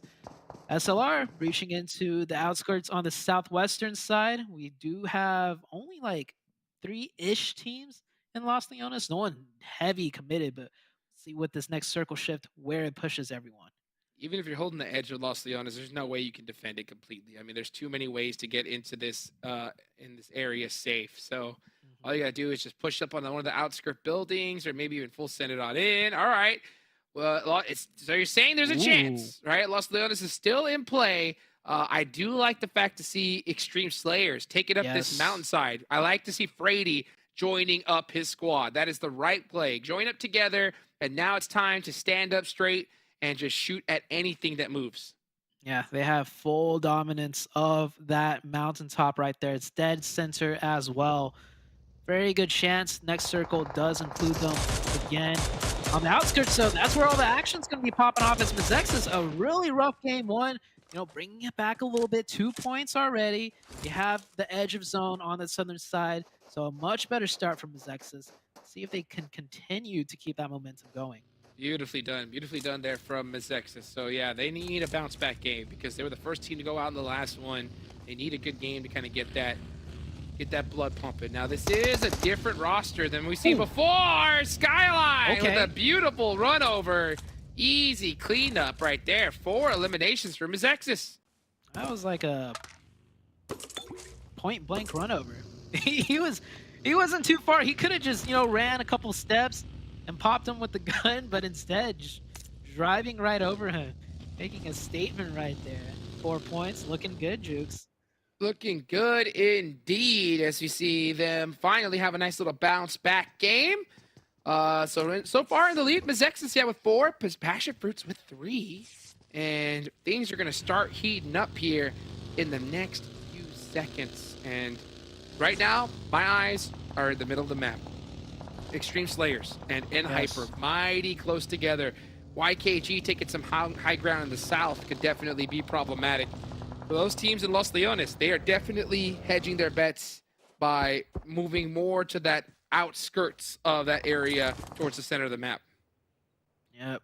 Here on the southern side, a lot of teams struggling to find a way in. Blue Zone crunching in. K19 down to 2. He didn't have a good first game. HH24 already, you know, eliminated. Maybe he's just extremely rusty. We'll see. Rest of the team getting cut down. Butterfly effect. Oh, this team doing pretty good. They had a good match 1, and coming into game 2, looking a little bit worse for wear, but at least they're trying to fight their way in. 100% here, and you can see MEZEXIS doing a great job of cleaning up these teams, trying to rotate their way on in, and that's what you're supposed to do right there. Bust out one of the tires, and it should be an easy finish. He does get the spin out, but unfortunately had to reload, and fortunate for that that player right there for Butterfly Effect, he was able to last for a couple more seconds. Yep. MEZEXIS, nice spread right there, controlling the southern side. Next circle, centers! Jukes, Okay. Extreme Slayers. This is their chance to shine. It definitely is here. You can see YKG, you're going to have to start finding a way into this next zone, too. They do have some mountaintops here to give them a little bit of cover. Oh, but this is always that killer decision, right? Do you go in or do you stay back and clean up all these points? I think that's what they're looking to do here first. This should be easy for YKG. They have the high ground. Chico's got the close range suppression. They have all the info. It's only a matter of time, and not much time is needed for YKG to find another opening. Now Chico springs up. You can't get thirsted, though. There's another player. Chico, does he make it to cover? Push. YKG has to push this. They don't want to lose a player like this. So Poppy Sour is defending, but don't make a mistake. Don't just get pushed up on for free. 24K cannot go down here. If he does, that's going to be problematic. Here comes Joey with the drive in and says, you know what? That's what you get. Touching my friend. Yep. Joey going for the quick revive. And they're in a great spot right now. Joey, I do believe, you know, being the scout, the IGL of the team, he can afford to get that revive. They've had full vision control the past circle or two. So the team already knows what's up. But Joey doesn't need to scout in further. Fierce moving on up. Taking a little look around. I think they're good for now, at least in this zone. Next circle, with hard shifts, that might be a problem, but they should have their plans already prepared. Yep, I love to see them just pushing up little by little. They just get into the edge of the circle. You don't have to full send it all the way in, right? Just get there, scout it out, come up with a plan, and then start executing it. PASSIONFRUIT are coming up with a plan as well. They're still in this zone, but they definitely have a feeling that's going to move. They're going to try and get an early move in. Getting cut down. They will lose one player. That player is definitely not going to be able to get revived. Getting shot from all sides. They managed to make it in with 3. But will it be in the next zone? Cross your fingers. That's going to be the question. You know, that's the hardest thing in competitive PUBG Mobile is the timing when it comes to rotations in late game. Right? If you time it, you could time it so perfectly that there's another third party going on and they're so busy that you could just rotate in for free, you know, or various situations. But, you know, PASSIONFRUIT left a little bit too early where there was everybody just focusing on that rotation and they lose Nate in the process. MEZEXIS, though, what a comeback game, right? 9 eliminations. Their entire squad is still alive and they have this entire south side of this circle locked down. So, a huge game for them. They've been playing that spread on the south side perfectly. You know, they didn't clump up too much where they could get breached from one side or other. They spread out enough, had the team chemistry to lock everyone out. And in the form of 9 elimination points, they are dominating this southern side. You can see right there on the map how much control they have compared to everyone else on the map. YKG, you know, probably the only other team that has a dominating control on their side of the map. We'll see with this next circle shift who will be rewarded with the position. Of course, Extreme Slayers will definitely get the next zone. They got to be careful, though, right? They have a pretty good sizable split, and with a lot of teams desperate, they're going to start pushing up this hill. And if they're split for too long, they're going to get outnumbered. So I want to see at a certain point, especially with this circle shift, I would be shocked to not see Remix and Hyuya group up with Frady and Robert. I think they're going to keep the split, honestly. Remix and Hyuya, they're very experienced. They should be able to keep it because there's enough in the zone, in my opinion, for other teams to kind of just creep underneath them and then sit tight. They just can't get knocked. They just need to stay alive, and suppressive fire is the name of the game, and force everyone else, you know, crunch in each other and squish into each other on that northern side. I think it's doable, but will they be able to pull it off? That's the question. I think it's going to be hard here because if you have a whole entire squad just push up onto you, you're going to be in trouble. So, I mean, they have a lot of high ground. They have a lot of high ground. So much high ground. Yes, they do. So they could definitely they have some room to breathe. But I think you also made a good point, right? They just cannot afford to get knocked here. No. See which one they decide to do. It is early in the tournament. I feel like taking risks earlier on, you know, feel out the lobby, feel out, you know, what caliber of teams you're going up against is probably the more advantageous thing to do. So hold this position down, see if you can pull it off. They're holding it from now. Doesn't look like they're centering up together. So Very good job out of the Extreme Slayers team. Plus, they want to get some elimination points if possible, right? They don't want to get into a situation where there's like still 8 teams left and they haven't picked up a single point. Right. And that could end up being the situation if they're not careful. MEZEXIS does lose a player. They are a little bit slow to move into this next zone. They're being, looks like they're getting pushed on by Ace of Spades. That's going to be an interesting fight to see as teams are desperately trying to push on through. Question for you, Zute. Which team do you think is going to get the most eliminations right now as we see this battle between Ace and MEZEXIS? They're completely pinched, though, between two teams. Ace is in trouble. MEZEXIS, 2 players knocked on that southern side, though, which they've had full control of, so they should be able to get those resets. And Ace sandwiched, like I mentioned, between 2 teams, and Hyper close by, putting in that long-range pressure fire, too. And Hyper, edge of zone, got to make sure they hold this team out here. Wall Street Bets on a tear potential. A lot of teams, though. It's going to make it difficult for anybody pushing. 100%. This is that time where you have to really just use that IQ and understand when to take a fight like this. You know, and Hyper's obviously staying back. They don't want to just push up in the middle. They know they're going to get shot at like crazy if they do. So they're going to have to take this fight here with Wall Street Bets, but they're trying to just find that right time to do it. And oh, man, if that knock on Akoi happened, they would have had no choice because Wall Street Bets would have came in hot. Next circle coming in here. Nice even spread all across. You can see Extreme Slayers holding that split. Now this next one, I feel like they should group up a little bit, right? No longer they need to, you know, have such a wide split this late into the game. We'll see how the circle shifts, how teams will play it out. YKG in a good spot too, and it centers right smack dab in the middle. Smack dab in the middle, indeed. So let's see how this fight's gonna work out. MEZEXIS does get their reses off. Oh, Ace is in big trouble. They're getting shot at from all over the place. And I believe that is in Hyper. Wow, yeah, and Wall Street Bets. So Ace of Spades eliminated. That allows MEZEXIS to get the priority position. And now they're punishing Wall Street Bets for it. Beautifully done from MEZEXIS. Clean shots right there. Nice burst fire. Very accurate. MEZEXIS. This is not the MEZEXIS from game 1. I can tell you that. MEZEXIS from game 1, I don't even think we saw screen time from them, but now they're picking it up a lot. A lot indeed. Let's see how Wall Street Bets is going to make this happen. They had a great start in game number 1. This is a very unfortunate position in zone, and yeah, I think they're going to end up losing it out here, but still a valiant effort from them. And Hyper going to move into this next circle due to all this action here. They have a free rotation on in, and Hyper with some high ground are deadly. So Extreme Slayers has to be very careful. Yeah, Extreme Slayers, they just can't get knocked here. One knock is just an opening for any of the teams, you know, surrounding them 360 to push in. That's what happened though. Remix getting knocked it hurts. It hurts bad. So they got to play this very carefully. Hayuya now stuck in a position where he's going up against 2 members of Puppeteers. This is what I was talking about. That split going on for way too long is going to make things dangerous. BOPE coming in on the edge, low ground. I think all the teams in Los Leones right now, and by all, I mean just the 2 of BOPE.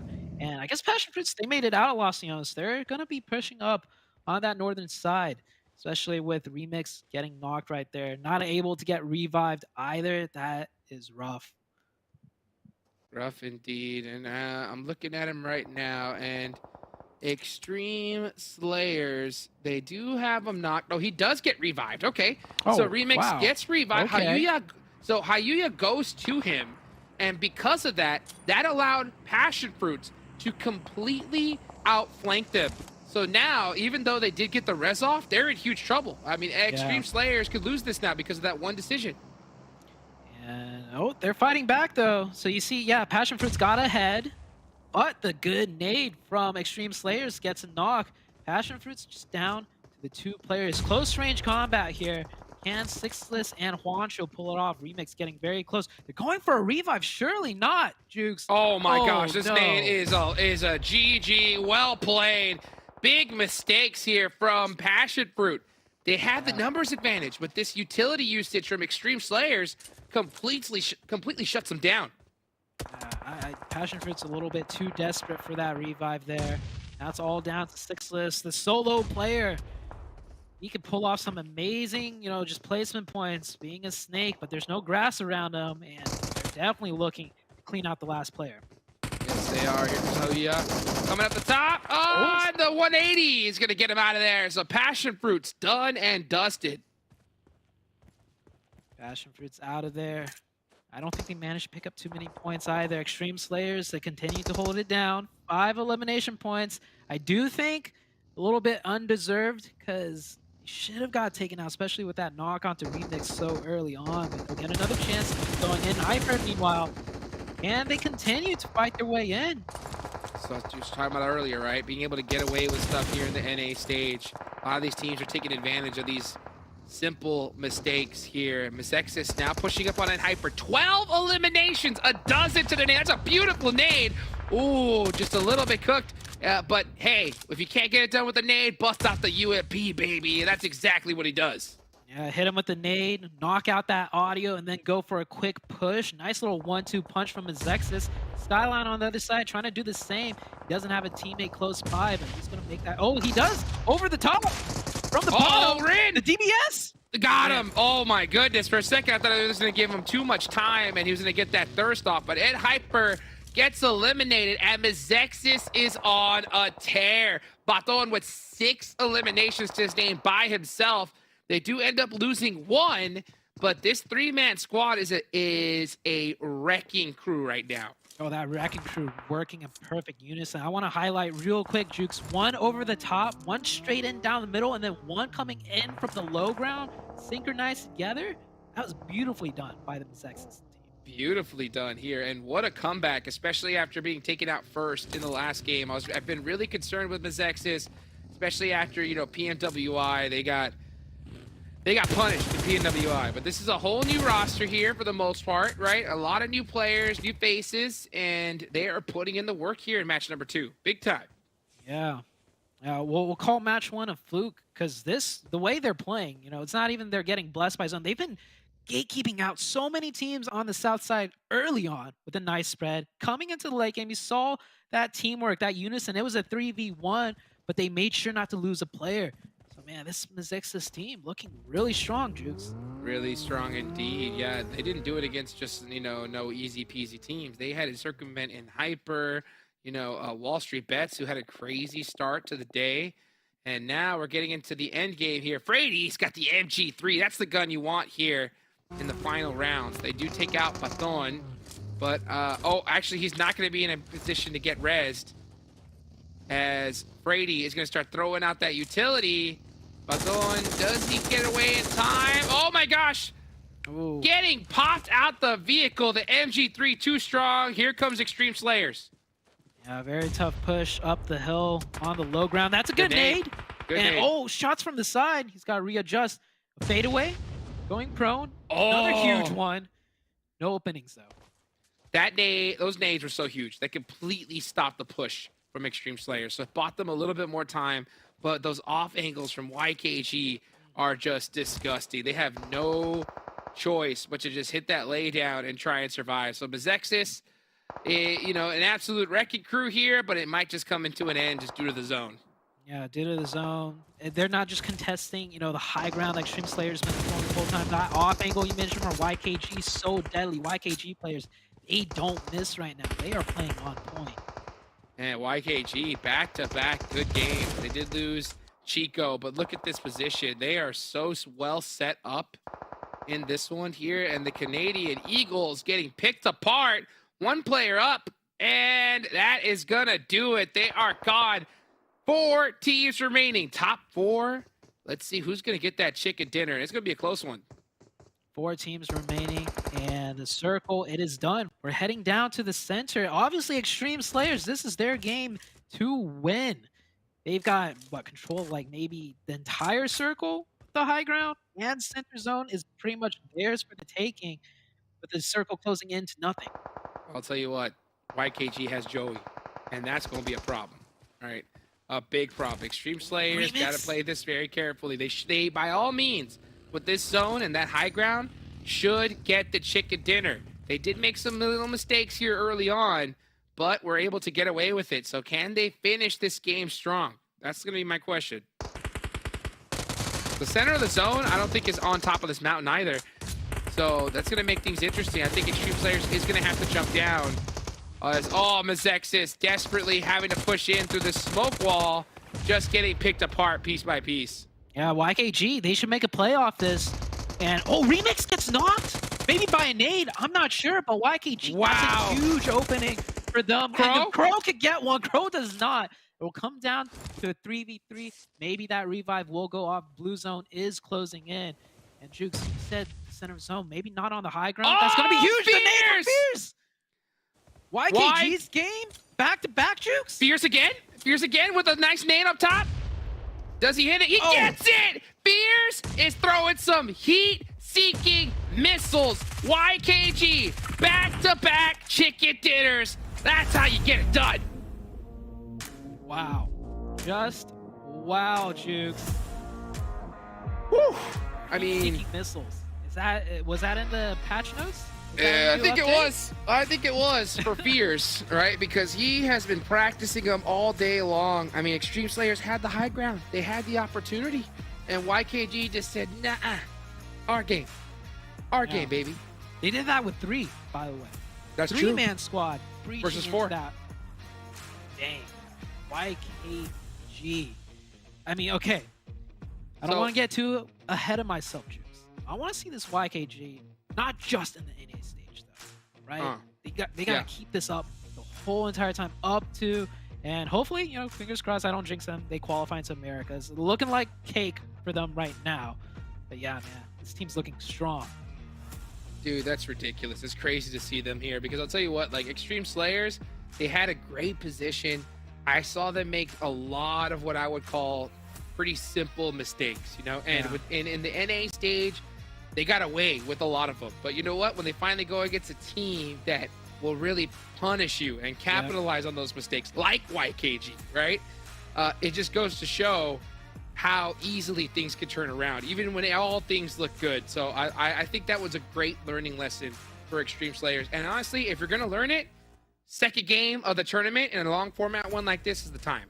Yeah, and they also, got a lot of points at least too. So it's not like a deadly mistake where they didn't get any points. So it's still a good game from Extreme Slayers, but an even better one, obviously, from YKG. The back-to-back chicken dinner already, right. Jukes. We have a back-to-back in the very first 2 games of the split.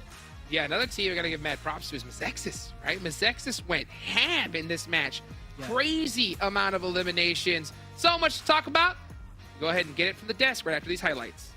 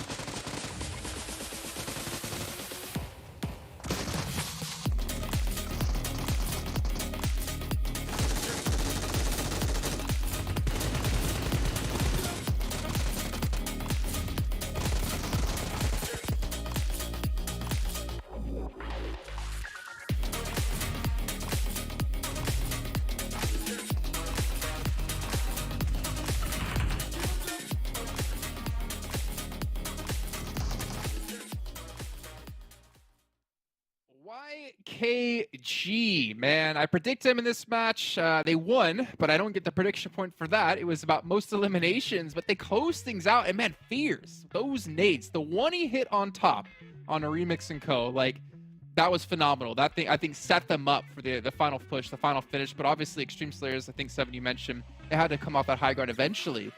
They just didn't have a chance to. They did, and they had no chance. Whenever they did decide to come down, they were met by just some beautiful nades by Fierce, and I love that he doubled down on it. He realized that there was going to be another player up there. He threw it, and it worked out wonders for them. YKG back-to-back chicken dinners. That's a statement right there. They unleashed the beast all over the lobby here, as that's our official engineering partner here at PMPL. And man, honestly, it's great to see, because we were talking about a couple different players to step up, a couple players underperforming. Well, I can't really say underperforming. We've only had one match, but Fears, man, that was phenomenal. And they lost Chico, not really early, but they had to play with just 3 men alive with Extreme Slayers on the high ground. MEZEXIS already on like 11, 12 eliminations at that point. It was tough. But let's take a look here at our match rankings, get an idea of how many points they got themselves, as well as these other teams. MEZEXIS do finish off 15 eliminations. You know, they didn't win the game, but I don't care. I think that was well done. Yeah, if I had to pick a team that kind of deserve to be the MVP out of that whole match, I think it has to be MEZEXIS. The confidence they were playing with too, and I think at one point I pointed it out for you, they had a wonderful 2-2 split in Circle 3, and the way they were able to actually recover from that 2-2 split as well with the Extreme Slayers. That's another team that was very, very good at recovering from the 2-2 splits. They got lucky, right? Yeah. Well, lucky or skilled. I mean, PASSIONFRUIT had them. Like, Remix was down. Hayuya, I think Hutchix mentioned, went to go res him. And then they just got a nade off that just punished PASSIONFRUIT. Yeah, the nades pretty much are the MVP for this BLR match, because they were able to say Extreme Slayers, like you were mentioning there, Remix being able to just destroy 2 players from PASSIONFRUIT Esports. But I'm so surprised that PASSIONFRUIT Esports just decided not to send it a little bit more. You know, they had the man advantage, as casters were saying. It didn't end up working out for them. They only end up with 4 points too. And NHyper, where's the NHyper? I guess I'm kind of expecting it. You were just mentioning underperforming, even though it's 2 matches. That's one team that I can say it's a bit underperforming right now, even though they did end up with 6 points with what YKG is being able to do now in back-to-back games. Yeah, I'm not exactly sure. I mean, obviously they had a big change when it came to roster into this one, and some injuries plaguing one of the players in particular. I'm not gonna call him out. I don't want to. No excuses. Know who the weak point is.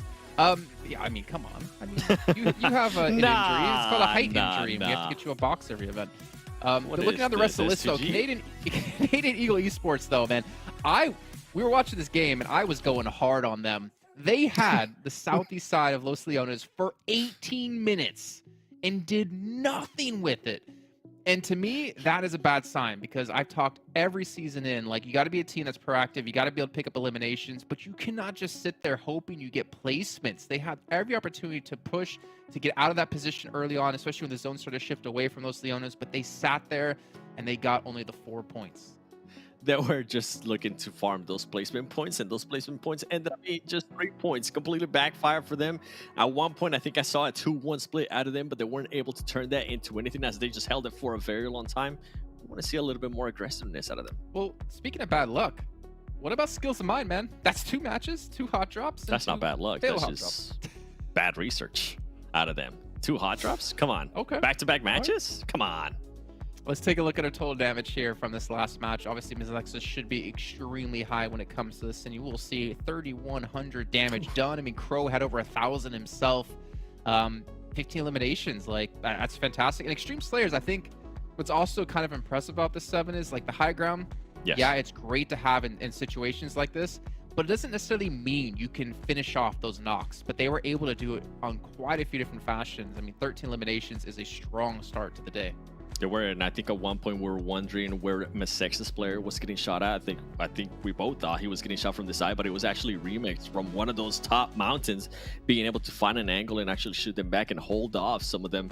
So Extreme Slayers, the players that were actually on the bottom, could take on the MEZEXIS players pushing forward. So overall, I mean, great play out of them. It doesn't end up being the win that I'm pretty sure they were expected to, but it's a great performance here in the second match. Yeah, and again, like PMGC points, I think for some of these teams, you have to keep in mind the gap is going to be too much to really catch up. I mean, yep. I think we took a look at Execute, and they're like 500 points behind, like NHyper and YKG. So if you're one of those teams who doesn't have that chance to get into PMGC based off points, you better believe that you're going to try to qualify for regionals and try to make your way and make some sort of impact for yourselves coming into next season. But let's jump on over to, I believe, Extreme Slayers player stats here and give some sort of light to the team, right? We see Remix. This is the interesting thing for me, and I think why we saw Hayuya go back and pick him up, because that's how impactful he can be for the team. 1,100 damage. And even though he wasn't able to convert most of that damage into the elims that we're used to seeing, right? If you look at Robert GG, only 574 damage, but with 5 elims. I feel like Remix, with the support that he was able to provide from that damage, it was a big play for this team, and the reason why they were able to place where they were actually ended up being. Hayuya, you were mentioning too, a great player to have, but overall, even though I kind of giving him props for being able to get a lot of damage, I would like to see a little bit more elims. I know it's hard because it's Miramar, but oh man, 1,000 damage, only 3 elims. I know he's kicking himself for it.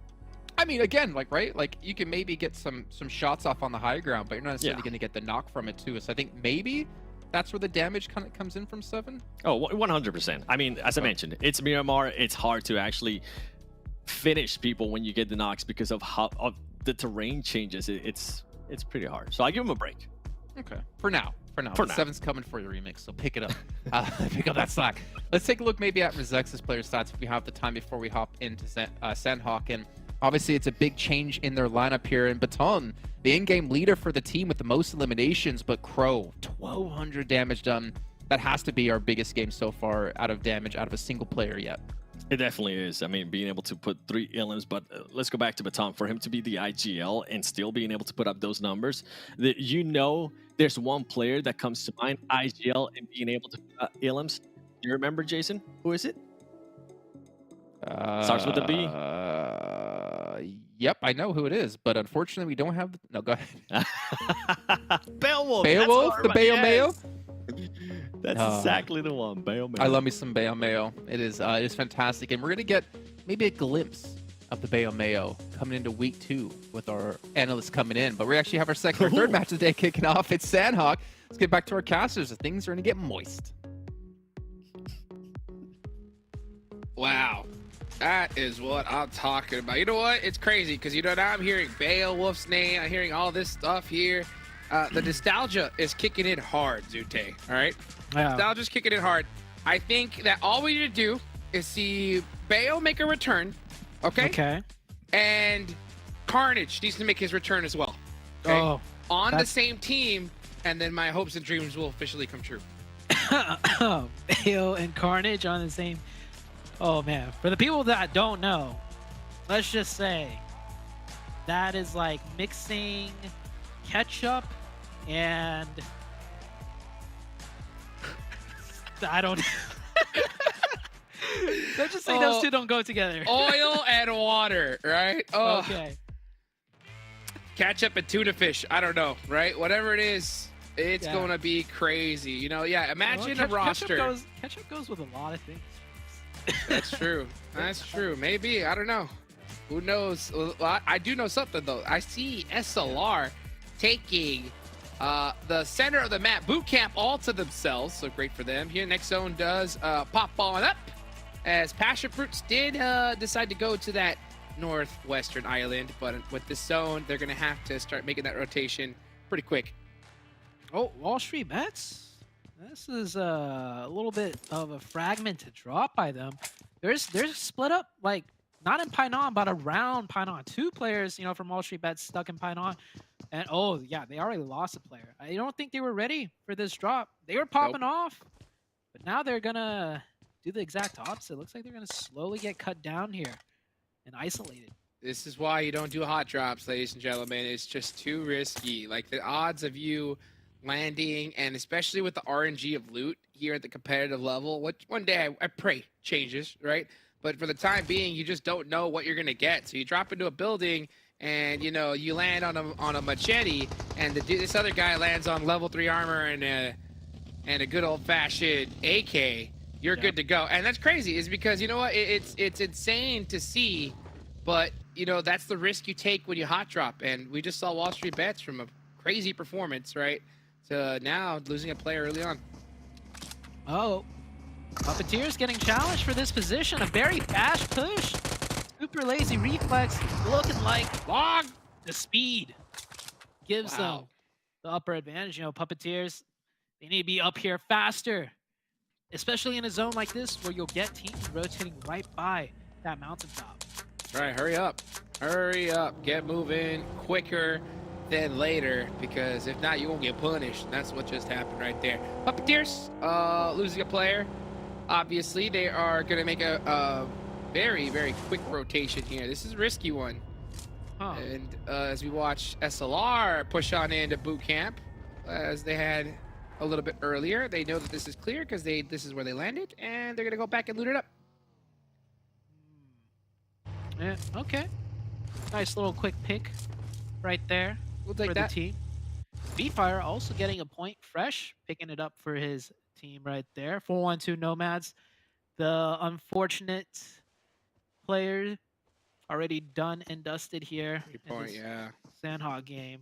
This circle, by the way, Jukes, right? You mentioned it's a little bit on the eastern side, except it's got a lot of landmass. Usually we get a little more water and, you know, it's one island already completely isolated. We got a lot of room to play with this first zone. So curious to see if teams are going to play this fast or take their time with the first circle. And Hyper's taking his time. You can see them refilling the gas can, getting ready, or refilling the vehicle with the gas can. And they got K19 mighty close. HH24 in full-on snake mode. And Hyper moves a little bit too close, they're going to get punished. They got to play this very carefully. I'm sure HH24 just wants some action right now. I think he's gone down first for the team both times without managing to do much at all. I mean, the team itself hasn't managed to do much at all, so if anyone needs to spur the team away, it would be HH24, especially with him playing on point there, looking to make something happen here. 100%. And these trap style snake play, it is effective. We've seen it work plenty of times at Sandhawk. So I like the fact that they're able to put on that passive, you know, switch. But, you know, they definitely need to spring that trap if they see that opportunity. Meanwhile, a lot of players getting lost here early on. 3 teams losing a single player. And with this zone, nothing too out of the ordinary. I wonder how PASSIONFRUIT is going to decide to move into it. Are they going to go ahead and cross that water over there on the boot camp side, or possibly even take a bridge? It's going to be interesting to see. Yeah, this circle in particular on Sandhawk slows things down. Usually Sandhawk is really quick, especially even in the first zone. I was throwing it out there earlier. This zone, it's so big. It's pretty much all landmass. It's not isolated to, you know, one of the smaller islands, you know, the northwest or southwest. So it looks like teams are going to play it slow here, wait for the next circle shift. Besides these, you know, scrappy fights, it's going to be pretty quiet until the second, maybe even the third circle, Hot Jukes. Yeah, circle 4 is where things are going to really just start, you know, heating up. But for now, everybody just taking their time. Nobody wants to make a crazy push, and you're not going to see any teams in the center move outward. So for the time being, everybody just that planning phase. Talking to your team, figuring out what are we going to do. Oh, K9, Kindness is not push. That's what you're going to do right now. I think it might have been HH24 to do it too. Oh, actually, no, he doesn't get the Tuki. Tuki was the one that found the knock from some sort of angle. Tuki, really that's gonna be Zute's favorite player right there. Clearly due to his name. Yeah, got a pet cat named Tuki. Spelled a little bit differently though, but hey, it don't matter. They got the point. They got the opening. And Hyper down to 3, losing a player early on once again, Jukes. Man, that's going to be their demise right there. It's good to see Tuki pounce on that elimination, you know, real quick. Saw that opportunity, takes that player out, and it was kind of funny to watch. As soon as they took out Kindness, they realized it was in Hyper, and you saw them all kind of back up a little bit. You see that? Like the little itty-bitty kind of hesitation, but oh, it's in Hyper, you know? So I want to see K19 get that confidence here as time goes on. And me knowing HH, I just want to say they might have, you know, thought to back up a little bit, but I feel like HH in his head, he's probably like, man, push trash at close range. We should push him. Yeah, that's what he thinks. That's what he thinks, man. HH24. He's got confidence. Yes, he does, dude. A legend in this game. Confidence. We've seen him destroy hopes and dreams of teams that try to make it in future tournaments here. So, you know, I'm happy to see him back. I know he's Jason Kaplan's favorite player to interview. That's a fact. So, I mean, my dream is to see an interview with Jason and HH24 once again. And I hope it happens.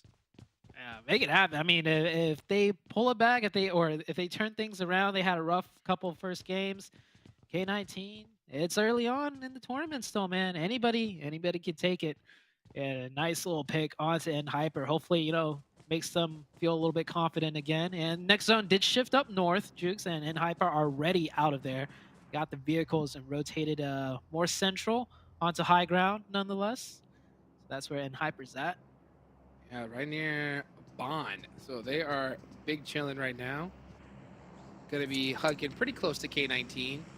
Meanwhile, a lot of teams need to get moving. Wall Street Bets in particular, all the way down to Python, and Excuse is gatekeeping them. So this is gonna be a difficult rotation for them. Nate crossing the bridge, able to survive that bridge camp from YKG. Well, PASSIONFRUIT is following? What is going on? Shots out the vehicle. That PASSIONFRUIT getting punished in return. 24K, you gotta hit those. And just like that, PASSIONFRUIT. God, that was wild. I am so shocked to see PASSIONFRUIT Esports continue down that bridge, especially after Nate just got shot at. Yeah, I don't know what the plan That's a throw. That's a throw, my friends. Yeah. The whole point of sending one player first is so that if he does get shot at, the others don't follow up. That is correct. So, that is correct. I don't know. Maybe, just maybe, Juice, I'm going to throw it out there. Maybe when he drove by, only one player shot at him. So the PASSIONFRUIT team was like, oh, it's just one team playing really slow and really split up. Let's take advantage of that. And That then sounds the rest ridiculous. of YKG. Yeah, maybe I'm stretching it, but Yeah, that's a. I was like, I'm big trying. stretch. Yeah, I'm trying to get into that. I was like, oh my god, that's a really rough line of thinking right there. You know? yeah, but Because- imagine that was a play from YKG but- because they're so experienced, right? Just like only one shoot. It's only one One guy. player- Take the rest in. But I mean, what IGL in their ever-loving mind, right, is gonna believe that there's a one-player bridge camp? You know what I'm saying? Fair. At this point in the circle, you know, That's especially yeah, like Okay. All right, that Juice. is. Yeah, that's a wild thing. I mean, but then again, I mean, who knows? It's They threw. PASSIONFRUIT through. They threw. All right, there. They threw. They threw Yeah. indeed, you know. But hey, you know what? Hey, you live and you learn. Maybe, you know, sometimes you do a little bit of overthinking and you try to make a play and got punished. Well, I did like to see that, you know, that shot out the vehicle. That was nice. Honestly, Yeah. if they parked around the hill, I think they could have made something of it. So maybe it was that little parking job that was the problem. Okay. All right. Maybe so. But I mean, it was to Oh! YKG though. YKG on fire. That zone shift though. Woo-wee. Oh, things are going to get heated up. Things are going to get Oh yeah. heat it up. Let's see as Execute on the edge of the circle here. You have 412, Dead Center, and Hyper looking to usurp their position, though. They're pushing, and they're coming in hot. Man, a lot of teams are going to need to come in hot on this circle. That northern side starting to rotate down in. YKG, the first team to start moving. Now, YKG, they got the back-to-back. This is not the game that they're supposed to do well in. I'm just going to say that. That circle's terrible for them. The terrain that they have to work through, the teams that they have to work through, terrible for them. But I don't know, man. YKG, they seem unstoppable right now. You know what? I'm going to agree. They are not in the most stellar position, but their gameplay really has been. With 4 eliminations in the game and the way that they finished that Aaron Gale match to start things off, just, gritty, pushing through and getting it done. I think that they are definitely going to finish top 3 here. So I know that, Okay. you know, sometimes we make those predictions a little bit later on, but I'm going to go ahead and say it right now. YKG top Same. 3 finish in zone number 3. Yeah. We're going to ride that hype train. Chico gets knocked. Uh-oh. Should be able to get revived here. And Chico? they're in a good spot, though, because the Chico? team that knocked them right now are out of the zone. They just got to gatekeep that team that's stuck in boot camp right now. Wall Street Bets. Chico, stop it. Stop it, okay? Don't do that to us, okay? We just hyped you guys up. You're going to get knocked like that? How dare you? How dare you? Maybe he's just Wall doing Street it as Bets? a... Oh, this could be interesting. Let's see. Yeah, they found Ross another way Corey. in. They're going to go take the fight with Execute instead. All right. Well, as Casper is complete, this is what I'm talking about. What do you think about this split, too? In this Yeah, zone, it- in this economy? I mean, okay, In you this said economy? it perfectly. You said it perfectly like two games ago. Execute. They're trying to do too much. Too much. What Too are much. you doing? Oh my Like, gosh. that's not a bad play, but don't get knocked, especially if you're the player by yourself in the compound. And oh, speaking of knocks, skills of mine, trying to find one, already wasted right there. LOTUS Esports. Oh on the my eastern gosh. side. Nade, it's good. Literally could have blew him a kiss right before he threw that nade. Had complete sight lines on it. So beautifully cooked, beautifully timed. And a nice job there from LOTUS. LOTUS Esports going to be one of my teams to watch here because I think that, you know, they're going to be one of those underdog squads. We're going to see in that like 5th, 6th place position.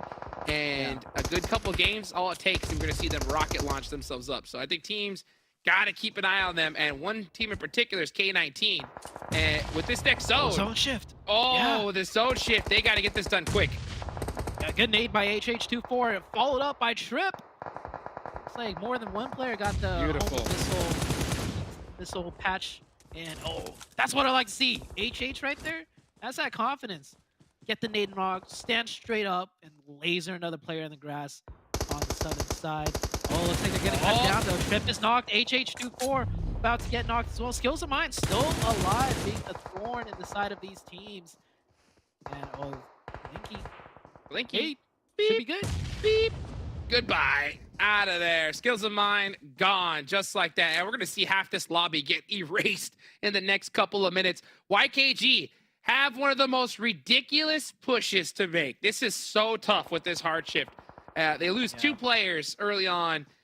If they're somehow able to make it into this next zone at all, that will just show how insane this team is because this is super hard. Yeah, they're against the 4-man team that's not in the zone, so that kind of prompts that other team not in the zone to just fight to the death here. And then they got a team on top of the hilltop, Puppeteers, gatekeeping both. It's not doable. It's not possible. YKG can do a lot, but not this. 24K. It's your time to shine, baby. It's your time to shine. Pull something off here, man. Come I don't on. know. Right? Old Just Sandhawk? Pray. That's doable. That's it. Yeah, Chico gonna go down to the blue zone. That res was absolutely irrefutable. He's gonna pass off all his first aids off. Healing strat! Remember that? Remember when that used to be a thing, Zute? I'm so glad they took it out, honestly. Not anymore. Not anymore. So that's gonna make things that much more difficult. So bye-bye YKG, as 24K was the last person alive. But they out-survived and Hyper out of there. Meanwhile, Puppeteer doing a great job of gatekeeping, and they're gonna have to continue to do that. Oh, Reckless has to be really careful here. Stellar has his number. Oh, nice little peek by Reckless there. Keeping it real tight so he doesn't expose himself. But that nade's gonna think differently. Nice splash damage. He hold this down. Super lazy reflex getting closer and closer. Here they go. Stellar starting to eat some blue zone. And Papa Blue is gonna start punishing teams here. Nice shots there, but he does go down in return. Shots coming from all over the place. Players everywhere. Meanwhile, we're going to see Reckless make the push. 1v2. It gets taken down. So SLR getting the last lap on Puppeteers. Yeah, Canadian Eagles trying to capitalize off of that, but they're getting shot on the side as well. Third party going on from all corners of the map. Super lazy reflex managed to make it in with one player. They could get that revive. I think Long's wanting to put up some more LM points. Pushing closer, not to his teammates, but to the enemy team. Well, let's see how they're going to have to play it right now. You can see Long sneaking up. Oh, he sees him. Catches one. Wow, I'm so surprised to see Canadian Eagles not focusing on their back. That's always the first thing you do is you got to make sure your back is clear, and then you go into the next zone. And, they do end up finally taking out SLR, but they lose a whole bunch of players in the process. And now it's just Drago. I think they expected if any team did manage to make it into that zone, that they'd be on that hilltop, at least for a little bit, and not push into them, but definitely got taken by surprise here.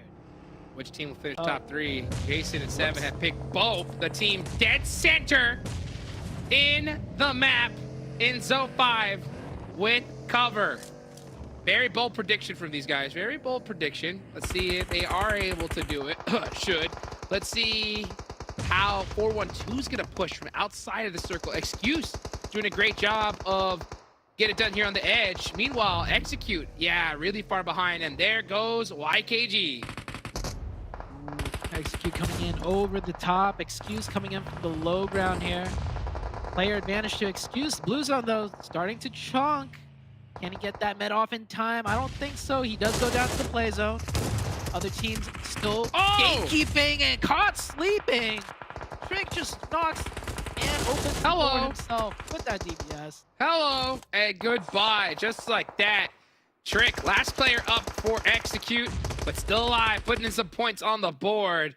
And yeah, I mean, we see so many splits right now, and every team that is forcing a split is just getting picked apart piece by piece. Sandhawk so punishing in these late game circles. The third parties from so many different angles. Just try and stay alive, keep your head down like Fresh is. Ace of Spades still have 3 players maybe getting their revive somewhere. Yeah, they are.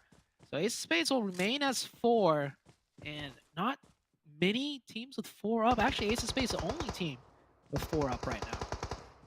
Trick, you're taking out one of the players from 4-1-2. That's going to be Yusuf. BOPE, we're running outside of the building and playing it very interesting here. They are opening up the door to K19. If K19 decides to push them, they totally can. K19, this is going to be interesting to see. If BOPE doesn't get top 3 here, can you imagine the reaction from Seven and Jason? Oh, they're going to be punching the air. BOPE in a great spot. Best spot. Absolutely. Should be easy dubs. Easy chicken dinner for them. So it's their game to lose. Let's see if they're able to hold it down, as that is going to be, I believe, the last player, yep, from Speedfire out. And now we are down to 6 remaining squads. Ooh, nice name. Oh, there goes Trick. Tagged up heavy. Yep, gone. 5, top 5 remaining. BOPE still dead center, shooting at everything that moves. Ace of Spades have really fought their way into this next zone. And now finally you can see BOPE looking towards the direction of K19. And it's just they got the circle again. Oh, they couldn't ask to be more blessed.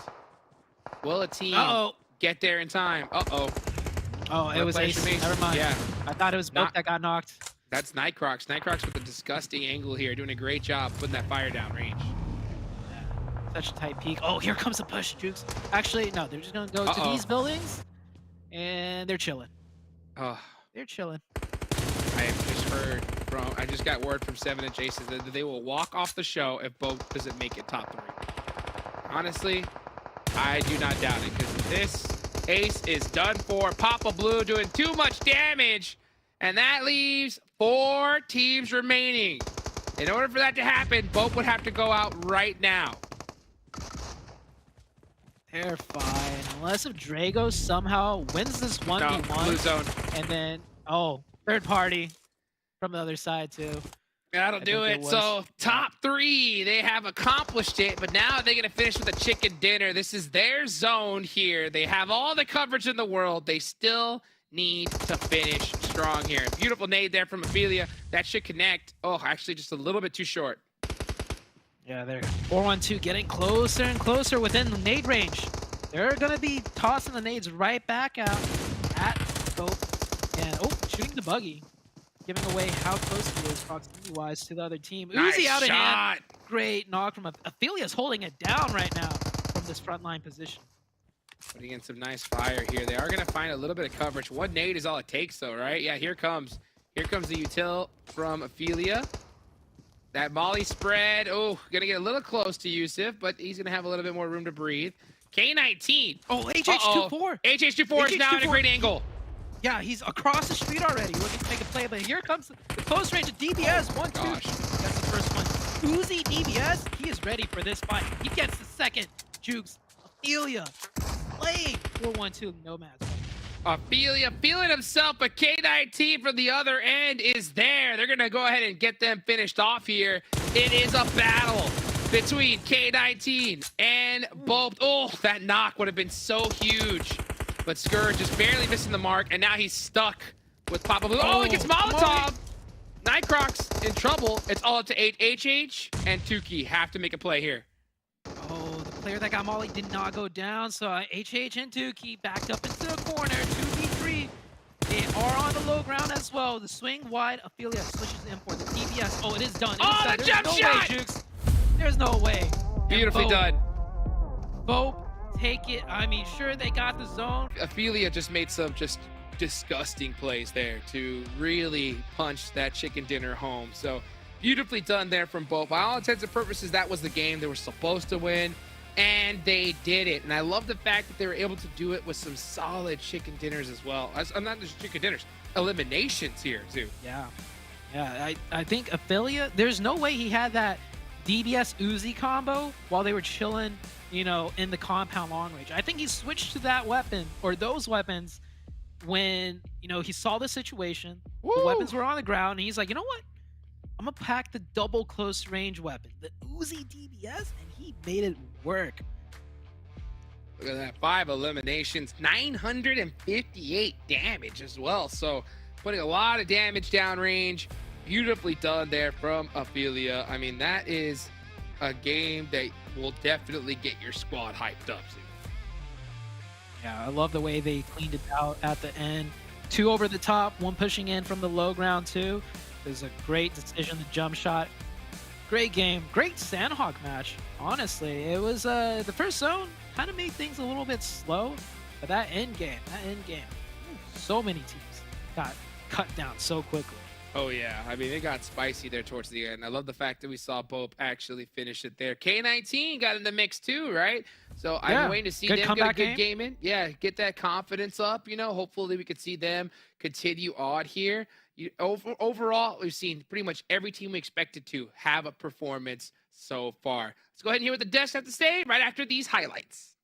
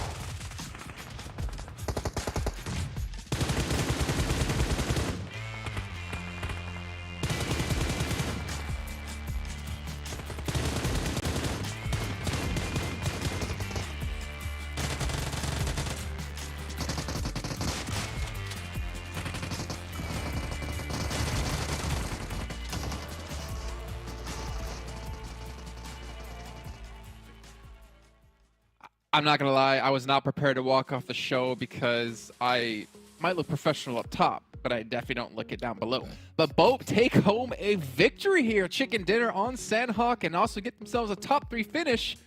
You know, Hachi Exute, this is why you don't predict early. You don't get extra points for it, and you just make yourself look like a fool. He's gonna to talk be so much fair, crap now. to be fair though, BOPE kind of scared us there. They Oh my decided to do God. a 2-1 split when there was no need for it. I would have walked off. Yeah, I actually wrote my notes. BOPE, what are you doing? I mean, they left Ophelia back in the compound, then they pushed up against Canadian Eagles, and then we're just sitting there like, why? You have zone, you have this pretty compound. But, you know, credit to them, they held onto it, they regrouped eventually back onto it. And also, when they went for the push up against NOMADS, I was really impressed with Nightcrocs because he held the back. They knew K19 was on the other side of the road, on the other side of the compound, and he prevented them from pushing in and just capitalizing on a third party. And even if we rewind a little bit before that too, the way Ophelia was actually able to hold off K19 whenever those 2 teammates were away from the compound, I feel like that was just such a great play out of him to be aware that, hey, I need to be on the lookout to what's going to be happening from our east because I don't know where my other teammates are at right now. They're losing. Where are they? I don't know. You guys who are watching, let us know your favorite play so far on the day. We've had 3 out of our 5 matches in total on the day already done. You can reach to us over down below here. Make sure you use the hashtag PMPLNA. Make sure you also check out the Discord server where maybe you can catch us and send us some messages and say some sweet things, or maybe ask Seven, why is it giving you the UC he's owed you from like a year and a half ago? It's up to you, whatever you want to do. But we also take a look at our match rankings to see how many points the teams did get. YKG going out early, but they should still remain towards the top of the table as BOPE take home 11 eliminations, 21 points. You know, I don't know if they're in contention technically for like PMGC based off leaderboard points, but that is a good statement to make here in this lobby. It is. I felt like they could have actually done more if they would have held that compound a little bit more and just work on their angles and try to get different positions. Maybe try to third party some of the fights that were going on. They were pushing on Canadian Eagle Esports way too hard for no reason. But you know what? Things that they'll probably be able to go back, look at, and recover. They were able to finish the game in a great way. K19 Esports 13 points, 412 Nomads 12 points. And as you were mentioning, this is one of the reasons why I love Sandhawk, Jason, is because some of the teams that we've been seeing in the earlier matches, right, towards the top in the top 5, we're starting to see a lot of new names here, which is what I like. That's kind of what can happen on Sandhawk, right? It's third-party central. But one team we're not seeing on the front page here, and it brings me back to something you said at the start of the day, PASSIONFRUIT. I know they did get destroyed. They got bodied by YKG in the off angles they had. But, you know, as you mentioned, Sixless, he can be somewhat of an emotional player, right? And emotional players really struggle when things start going downhill. But you know what PASSIONFRUIT needs? And I sure as hell hope you know exactly what I'm talking about, Seven. Monster Energy. No, they need the Nate DBS play. You remember for Panthers, the right? Finals. Yeah, but the DBS has been nerfed a little bit. I know, but it's Nate. Has Nate been nerfed? Oh, nah. Just let him cook. Let him cook. He'll start eating in a bit, all right? Oh my gosh. Well, we can also even jump into BOPE Esports and their player stats now. We obviously haven't been able to focus too much on the team because they haven't really been so successful so far in the day. But we really have to point out here, as you can see, Ophelia, we did kind of question, like, at one point I asked you, like, is he DC? Like, is what happened? Like, he's just sitting there in the compound by himself, but he still comes out with the most damage, man. And that's because he was holding those angles. He was able to push back on K19, and that's what I was impressed at, actually. And he was able to finish off with the most ilms from his team. Supra, I mean, he was able to put up good numbers. And then Fuego, they did end up losing Fuego early on. And I mentioned earlier that it was a 2-1 split. It wasn't actually a 2-1 split. It was a 3-1 split, but Fuego ended up being destroyed by Canadian Eagles, if I'm not mistaken. His fire got put out, it seems, for him. Though he does have phenomenal eyebrows. I'm not going to lie. Look at those things. Those are, like, well... Is that a uni one? Manicured, pedicured. I don't know what it is, but... But is it a uni eyebrow, though? No. Kind of looks like me in middle school, bro. What? Do you have any pictures of you in middle school? I'm not sure. I actually had a uni eyebrow. That you could do be not want to see that. A prediction game punishment. Hey, so far, 3 for 3 today, so I'm not losing. We can work on that. At least today. What about our overalls, though, right? We've had 3 matches done, 3/5 of the way done with the day. YKG, we can assume going to be in first place, considering they won 2 matches. You can see just here, 45 points. BOPE Esports, though, you know, don't get too surprised, right? They got 21 points from this last match, which means in the first 2 matches, they got only 4 points. So it can be a little bit misleading this early on, but it is still a fantastic start for them to get themselves in a second place. Yeah, I was actually surprised to see Extreme Slayers there because they have also only played 2 matches and they still have 22 points, even though they haven't been able to get a chicken dinner, right?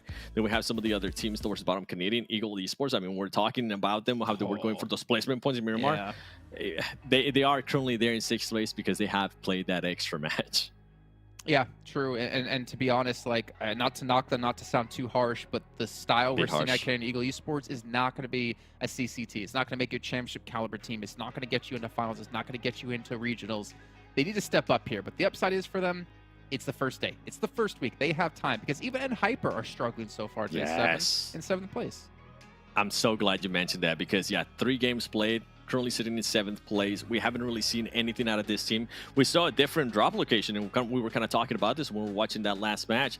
They're not landing on their usual drop spot. They're actually moving a little bit more towards the southeast, which is interesting. It ended up backfiring for them because they did lose a player very, very early on. I want to see that champion caliber team out of Hyper. So far, 3 matches in, I'm not seeing it. Keep in mind, it's day 1 out of week 1. But still, when you're a favorite team, you kind of want to see something along the lines of what YKG is being able to do, which is currently in first place with a healthy 20-point lead. Yeah, let's actually get over to the second page, too. And actually, we even have a third page, right? Because we have 20 teams in total, and at least every team has played 1 match. Yep. It's going to be tough. You know, I think we're seeing YKG kind of set the pace for the entire lobby so far. And it's pretty much everyone else trying to play catch-up here. As you can see, Excuse, they're going to be in 16th place. Execute, what are the teams I had in my top 3 in 15th place? I'm not sure why. I know they struggled on match 1 when they went into Wall Street Bets Gaming, but it is not looking too good for them, unfortunately.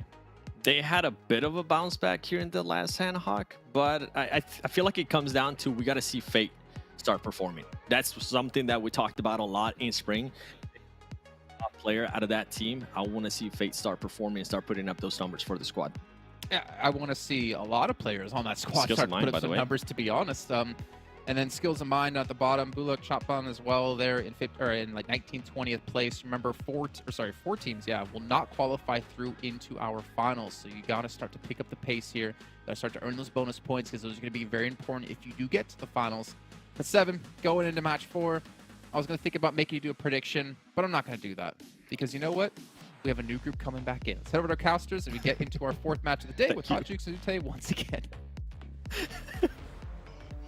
Go! We're back, baby, and we're back at Arid Gale. So, Zute, you know where my eyes are at? My eyes? Mm-hmm. We're on Rosshawk, baby. Where at? Are we gonna see another hot drop? Oh, it's only day 1, right? If you're gonna hot drop on the first match, stick it through at least for the whole day. See what happens, and like, I don't know, man. Like, it could go either way. Better to establish control early and not change up your game plan until you realize, like, okay, Right?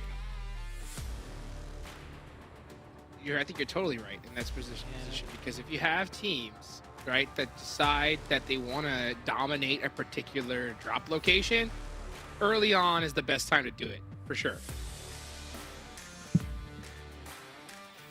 and I'm looking at Rozhok now. Looks like it's just the one team. Another team, I think that is SLR. They're just gonna drop by. Oh wait, hold on. Is that 2 different colors? That is Jukes. Uh-oh. Here we go.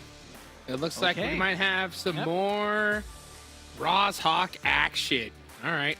Oh, And, a crazy circle here up to the north. All right. A northern Arid Gale finish. I always love to see these. Where are we going, Zute? We're going to shooting range, Severny, Stalber? Perhaps a little warehouse right below Severny? What do you think? We're gonna go to the northeast. Stalber. Stalber, let's do it. Skills of Mind. Oh, Yeah, Skills of Mind. Already a Skills of player knocked Mind, down dude. once Skills of Mind. again. what is going on? Dude, Oh. Skills of Mind have hot dropped every game so far, right? And have just gotten punished back to back to back.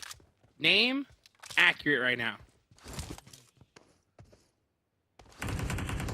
Name's accurate. Oh my gosh, Trixie. Oh my gosh. Oh, he With a got pistol. pistoled. He got pistoled. He got pistoled. Oh my gosh. Headshot with the Only thing pistol worse. at a decent distance too.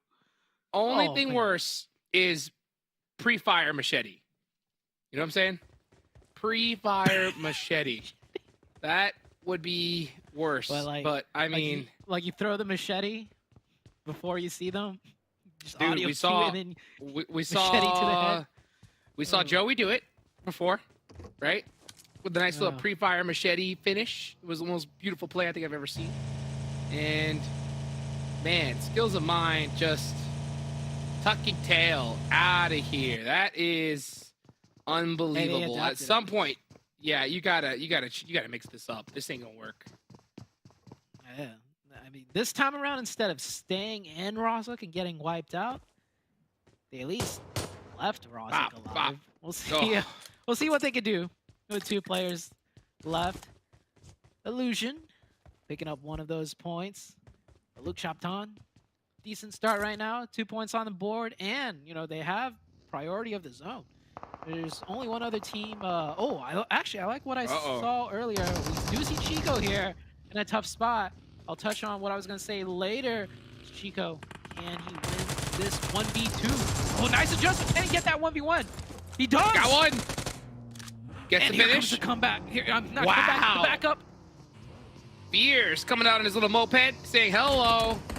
It's not a moped, that's a bike, and here he goes with a full push right into Trix Uzi. He's gonna get thirsted if he ain't careful. Oh, rest of YKG there to support him though, and those shots from the outside. They are gonna have 2 knocked, but Casper is way too far away to do anything. You know what? I did Execute. say, right, that all the teams that we expected to have done something so far, right? I don't think Execute was one of them, right? Yeah. So we're still waiting for Execute. Oof. Still Wait. waiting. Oh, they lost 3? I thought they only lost 2. Nope, they lost 3.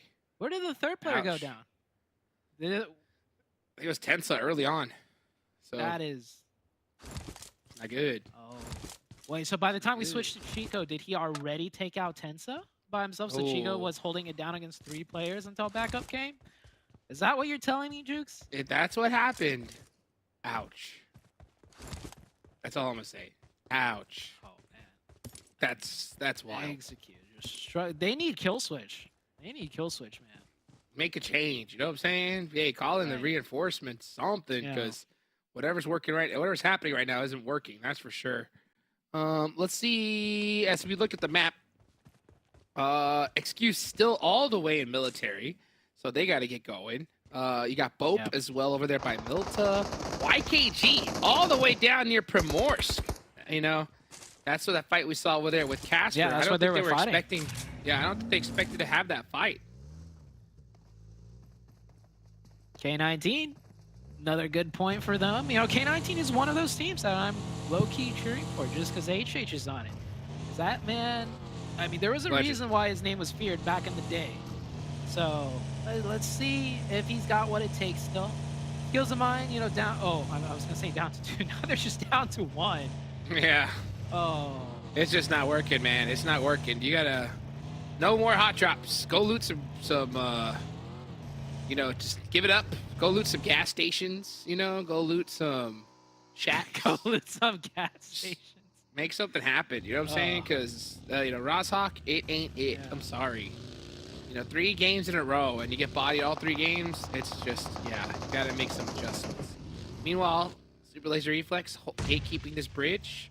Trying to catch some teams on the way up. Here we go. Here's K19. Here's HH24.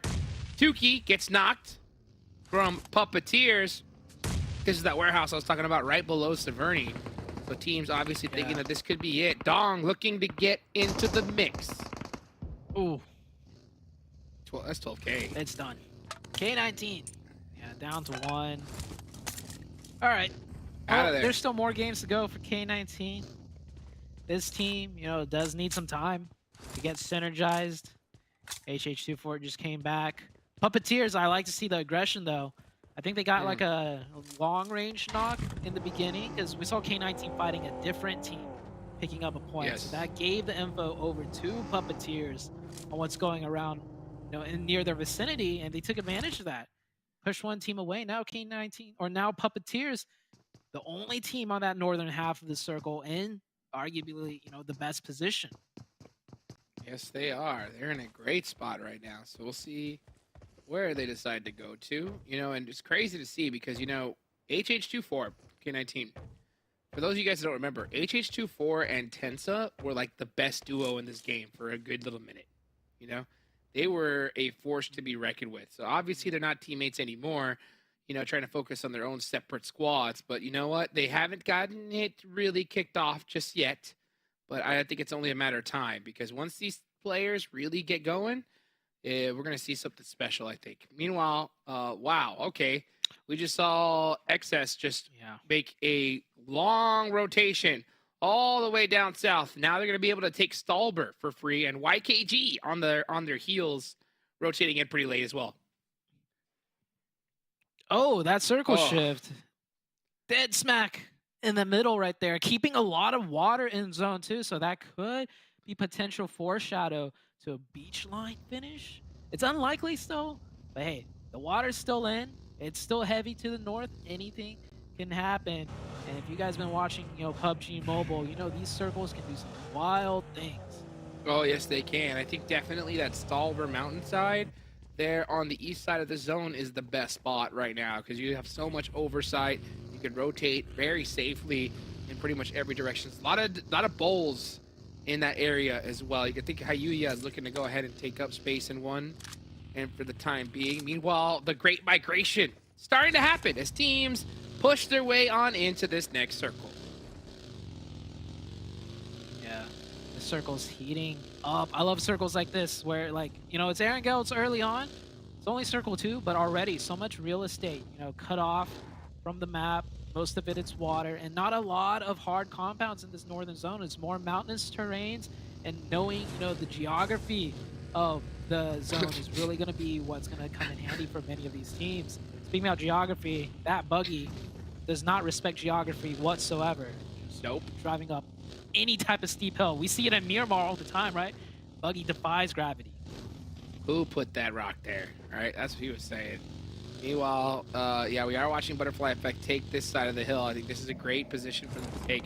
But you like you said it best, right? You have to know your geography. You have to know the best little bowl, little area to take. Because if you take the wrong one, you're going to leave yourself open to the higher ground of that mountainside. So, so far, they were the first team to take it up. So they have plenty of time to scout it out if they haven't already. And meanwhile, NOMADS, wow, almost getting knocked there. That was Nice close. shots. Nice shots indeed. Super lazy reflex. Holding on compounds a on the beast. western side of the circle. He is. You know, there's so much individual talent, honestly, in this lobby. It's hard for it to shine though, because it's such a team-based game, and it's so situational. That's the real challenge of it all, right? Like being able to shine individually when the moment comes, when the opportunity comes. But otherwise, you got to play together as a team, and your teammates have to cover you. So many angles to be aware of, and etc. 100%. Yeah, no matter how good you are at this level, if your whole team isn't on point, you're going to go down. Right? There's not really much you can do in this game. 1v8. You know what I'm saying? So you got to be able to work together as a squad, cover each other, make some plays, baby. Let's see where this next zone's going to go. Are we going to head on over to Severny? Maybe. Why don't we go straight to the water? Take it all the way north. Nah, never mind. Mainland, right? Dead center here, Zute. Dang. Usually when the circle, you know, just shifts right where it was, it's good for the teams, but not this time around, in my opinion. This leaves no room to maneuver, essentially, because all the teams are still alive. It just means they're gonna have to fight their way in. There is no cheeky rotation to be made with, you know, a kind of an off-center shift. This circle, it's gonna be tough for a lot of the teams that aren't in the zone, and that's more than half the lobby. Yeah, that's going to be really difficult because this is nothing but open field. I mean, yeah, there are a little, you know, some cover here and there, some hills, some bowls, but, Pivots. you know, if you're trying to center up or anything, you're most likely going to get shot at trying to even drive near that area. So you're going to have to be able to hit some good shots. And YKG, I think they realize it, so they're trying to clear up this edge and get as many points on the board as they can, just in case. Yeah. Got to worry about some potential third parties, as well as LOTUS right there looking to try and do something, but YKG already readjusting very quickly, not slowing down. Both teams not in the zone, so both teams got to make the next push. Joey leading the charge, scouting things out, and more skills of mine. Uh-oh. Uh-oh. Skills of mine. Uh-oh. Yep, they realized the mistake was made. he didn't Oh stand a my chance. gosh. Deleted. Didn't stand a chance. Deleted. Oh, Joey's like, hey guys, I found a spot. We're good. Beautifully done. Meanwhile, Puppeteers looking like they're a little hesitant. It looks like they're trying to disengage from this, but BOPE wants a piece of them. And yeah, okay. He hops in the buggy, and they're gone. See ya. Get it out. Perfectly done. This is what I saw about like those two splits, though. That was dangerous, right? That was dangerous. These splits are just not paying off anymore. Like, you get full pushed on by a squad, you're done for. And luckily for them, they were able to escape from BOPE's grasp. Most likely, you know, they get taken out, and then now you're just down half your squad. So, you know, Puppeteers, hopefully they learn that mistake and don't even try to do that in the future. Ooh. Ace Speaking about with the splits, run over. There was a split, and it did not work out. Ace Bates full sent it to this gas station. Extreme Slayers trying to hold, you know, a split. Did not work. One player at the gas Oh station my gets taken gosh! down. They are surrounded, though. How did that nade not hit him? It was right there on the window seal, barely escaping. getting taken out. Let's see what Remix is going to do. Try to thread one that hit him. needle. And yep, got him. So Ace of Spades eliminated. Extreme Slayers. I was talking about this team, right? How you got to watch out for them. 7 eliminations so far. Team's Next good. circle shifts right into the middle once again. I mean, with so many teams eliminated of that, you know, circle shift previously, this one, a little bit more wiggle room. Not much. As you can see, a lot of teams taking up the different power positions already. And here comes YKG doing the same thing they did before, right? Full sending it on to an area where there's only one single player. Super lazy reflex on the western side, coming into Extreme Slayers. One player locked, long, looking to get picked up here. Extreme Slayers, they lost a player early on, so they have less pushing power. Hopefully, they'll be able to do something here. And long does get confirmed, and that's going to push Super Lazy Reflex away. YKG up on top, 7 eliminations so far. So YKG looking to heat things up, as we also see Puppeteers with 5. So they're doing really, really good here. And YKG has had the very fortunate positioning to just push to a location and only have a single player there. They get the easy elimination and a solid spot. And this is why YKG is so successful. They're fearless when it comes to pushing these locations. You know, other teams are like, oh, maybe we shouldn't push it. Let's just hold off on the edge. YKG's like, nope, we need this zone. We're going to fight it out. And it just so happens it was clear.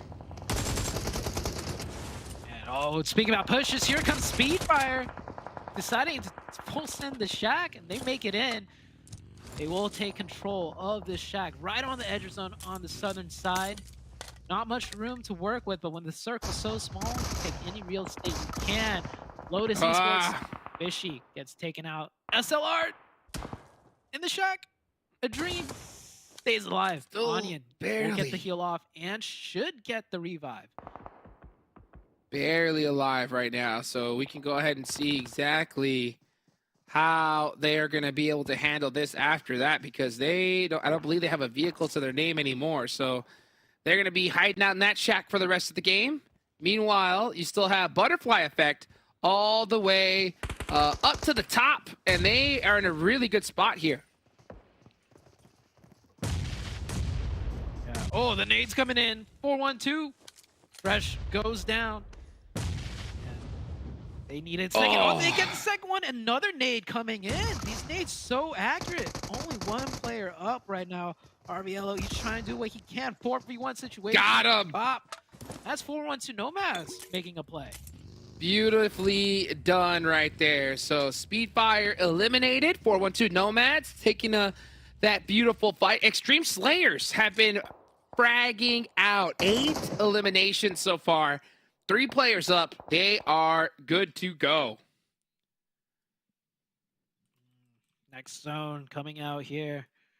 Puppeteers on that high ground on the northwest. They've lost a lot of real estate control, though, with these circle shifts. We'll see where it goes again. And just, again, to the middle, Jukes. YKG in a beautiful location. Now, there's a couple shacks that aren't occupied on this map that could be game changers now for these teams not in the circle. Okay. Let's see who's going to win this match. So many good teams. So much coverage right here. YKG is down that south side, but that's going to be a tough area to hold, especially if that zone goes up north. They're going to have to rotate on up with 0 cover. So if the zone goes to them, it's obviously their game, but if not, it's still anybody's, but there's hardly any coverage on that hill. That's why we're seeing so many teams on the edge here, Zoo. Butterfly Effect. This team has been pretty consistent. You know, nothing too amazing, but definitely getting their points in. And this is probably one of the games that they're going to be put to the test. They have 4 up. They have edge of zone, but really difficult terrain to work with. Puppeteers coming in, forced to push in to BOPE once again. Opening nade knock. Fuego with the follow-up nade. Throws it out the window. We'll stall for some time. BOPE looking good for now. And Puppeteers looking worse for wear. That's another one right there. Fuego getting it in through the window. Great knock. Beautiful knock indeed. They're doing a great job of shutting down Puppeteers, and Fuego had the eyes on the last Puppeteer, said, oh, he goes to the car spray, just a little bit off the mark. Puppeteers. There are those shacks I was talking about. This one, unoccupied. We see another team Got that him. tried to get in here. Did not make it in. Puppeteers, though, will be the lucky ones to take this spot. They gotta be wary of a lot of angles that they're exposing themselves to once they step out of the shack now. Let's see how this is gonna all play out here as 412 all the way on the south side, trying to be able to secure this location so they can focus on YKG, but oh man, having to drive a beat up buggy. Meanwhile, Andre, getting caught out of the vehicle, trying to do some vehicle shenanigans there, and gets punished. Now 412 doing a beautiful job right now, just pushing in from the outside of the zone, slowly, methodically as for. That's 2 teams they wiped out, up to 8 eliminations. Extreme Slayers doing the same on the northwest. I think they took down like 2 teams up here. Look at that, 14 eliminations. Yes, they did. YKG, hold Oh my up. gosh. Oh, I love this play by YKG, especially if it pans out for them. The aggression. They So smart. left the zone too, on the low ground, to go to the high ground for the game-winning play. They want to set themselves up for the best position in the game, not just in the zone, Jukes, but the one to win the entire match. That Wow. was it. They executed it perfectly. Their timing was impeccable, because if they did it any later, 412 would have seen them coming and just absolutely destroyed them. Oh, the run over! Unbelievable. YKG just doing it in style, looking unstoppable right now. Oh, look at that. And then Joey going back to where they were earlier. And then say, Talk all right, about job getting done. real estate. They took the whole high ground and then went back, one player back to the original position, get more info, and next circle, even though it doesn't go over to them, with all of that stuff inside cleared, you're gonna have an easy time in working into this zone. And they got 4 players up, and they are all monsters. So when you don't have cover, how do you get into the zone? You do it with an M4. That's how you do it right there. You got to hit those shots, and these guys definitely can. Which team won the match? Everybody predicting YKG. I can't blame you. YKG on that south side are looking too good. 11 eliminations. They don't have the zone, though, so they got to make sure they make it in there. If they do, it should be easy pickets. Yeah, I mean, when you have 4 up, that's more than ideal to fight into the circle, especially with the zone so closely. It's not like they have to expose themselves to too much. And most of the teams gatekeeping them, I mean, they're pinned inside shacks with smokes blocking their vision. And you can't blame those players. They're 1 or 2 man teams. YKG with the push, and they do make it to safety, so they find a shack of their own, and they're going to be hugging that shack for the rest of the game, most likely. There goes BOPE Esports eliminated. As we see SLR, trying to sneak out in, but Chico just making it happen with that mini. Dong, keeping the dream alive for Puppeteers. Up to 8 eliminations. This is a good match for the Puppeteers. It's going to be an even better one for YKG. We're already down to 3 teams, and Remix gets one onto Dong. Oh my gosh. So YKG, pretty much, they have free reign over everything. Oh, and look at that. YKG switching skins. You know what I'm saying? So decided to actively switch the skin to the one that he wanted. That's how much fun these guys are having. How dare I ever bet against them, because this squad are looking so good. Dong goes down, and that nade is going to finish him off. What a great one. Actually, that was going to be Joey with the shots, taking him down. So here we go. YKG versus Extreme Slayers. 15 eliminations on the side of Extreme Slayers. That's These 2 good. squads, I mean, oh my goodness. These 2 squads are just on point today. YKG, Extreme Slayers. I wish this was a 4v4. It could go either way in a 4v4. Of course, YKG with the man advantage here. But Extreme Slayers, they just need 1 knock. And it is even as far as numbers go. Can he get that one? Look at this. Nice shots for almost took him out. Remix. Yep, Took he out did. half his health. And yeah, that was not an easy spray. That car was, not driving in a straight line whatsoever. Really good try. They're trying to look for a better angle. Joey running out of ammo. Got to reload. Yep. Hits the reload now. as 24K takes out Remix. And Remix with goes down. yeah, with Remix going down, that's going to cripple Extreme Slayers. Should be an easy chicken dinner for YKG. Zute, 4 games so far. Yeah. 3 chicken dinners from YKG. How insane is that? Yeah, and that Sandhog one, if the circle was just a little bit, you know, more in their favor, they might have took that one too. But hold on, this game's not done yet. I'm just gonna throw it out. It's done. You know, like It's done. Extreme Slayers. If he can get 2 knocks right here, straight out the car, laser beam style. All right, okay, their chances have just dropped a lot more. He's gonna Maybe run him over? Freddie No way. can do something. Uh-oh. Uh-oh. He's get one. Oh. Couldn't do it. Couldn't do it. Frady now beat up. Shots out the car. YKG just supreme ultimate confidence. They got him locked down. Should be only a matter of time. Frady, that Yeah, Molotov. Yeah, so good. This is what I'm talking about. YKG don't make mistakes. When they know if they have the win, it's just easy pickets. And wow, YKG, 3 He hated chicken himself, by the dinners. way. Yeah, 3 chicken dinners. Like, I mean, okay, we saw that chicken dinner coming a mile away. So I just want to point out that last player from Extreme Slayers, he dated himself. He said, That's deny when you the know point. you've got dominance over the lobby. Yeah, they're already thinking, gotta deny the point. Usually you deny points in the later stages of this tournament, right? When a team is like, okay, they're pretty far ahead, but this team's already so far ahead. YKG, 3 chicken dinners, 3 out of the 4 games. Unbelievable. Unbelievable. Joey with the highest damage, 941, and it's Remix with the most eliminations. I mean, it's very rare, right? We see, you know, the player without the most eliminations not getting the most damage as well. So, I mean, this team working so well together. And, you know, you can't take out Remix as well. Remix doing a great job. Tons of eliminations from Extreme Slayers, too. Yeah, Remix is really not, I won't say carrying the team, because the whole team is on point from what I've seen. But Remix just like really keeping the team, like spearheading them right now as far as the stats show. YKG, on the other hand, these look like, you know, all 4 players in unison just picking up equal amount of weight. Yes, they are. Yes, they are. They're looking deadly. Honestly, I got to give it up to that rotation they made on the south side. I mean, they could have just sat there, and that's the reason why I didn't pick them, because I was like, man, if the zone goes north, they're going to be stuck out in the open. They got teams behind them, in front of them, but they recognized it. They recognized that, hey, you know what? If we want to win this game, we got to take them out now. So they pushed away out from their central position to the edge, cleared out that south, and then just wiped the lobby. I mean, it was executed to perfection.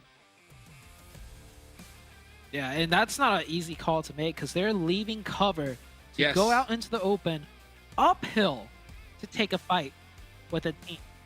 So, I mean, if it didn't go well, we could be sitting here like, oh, what are they doing? They have the zone, but hey, they got chicken dinners in their mind, and they're going to go for it, Chase.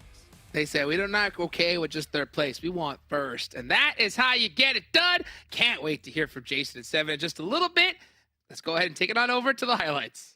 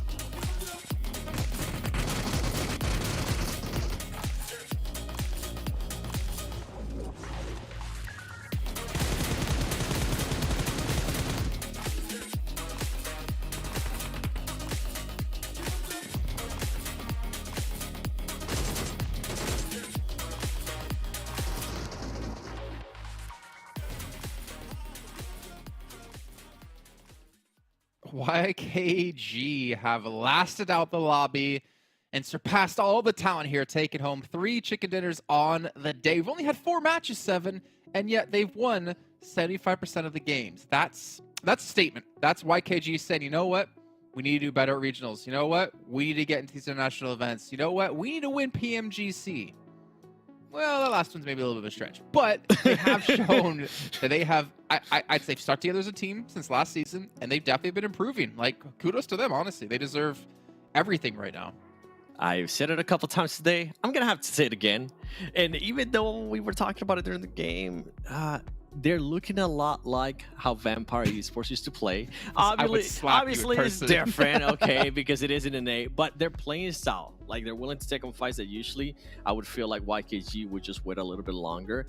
The composure that some of the players are having as well on not overextending, I feel like that's a big improvement because we have seen it, especially in an A, a lot of players tend to overextend, and it's stuff that doesn't get punished here in an A, but once they go against Brazil, once they go against LAM, or once they go against teams from PMGC, it definitely gets punished. So it's good to see that the composure, the patience out of the players too is starting to improve. YKG is putting up performance. And there's one more C word you're missing out on there. Confidence, man. Like, they are looking confident as ever. I thinking back to the start of that match, right? We saw Execute try to drop over towards Primorse with them, and then Execute's like, oh no, we're gonna go towards the west side, and YKG just chased them down. Like, they followed Tensa back to the nest and caught out Execute where Casper's the only one to survive. But we can see 25 points picked up for them here in this match, 21 for Extreme Slayers.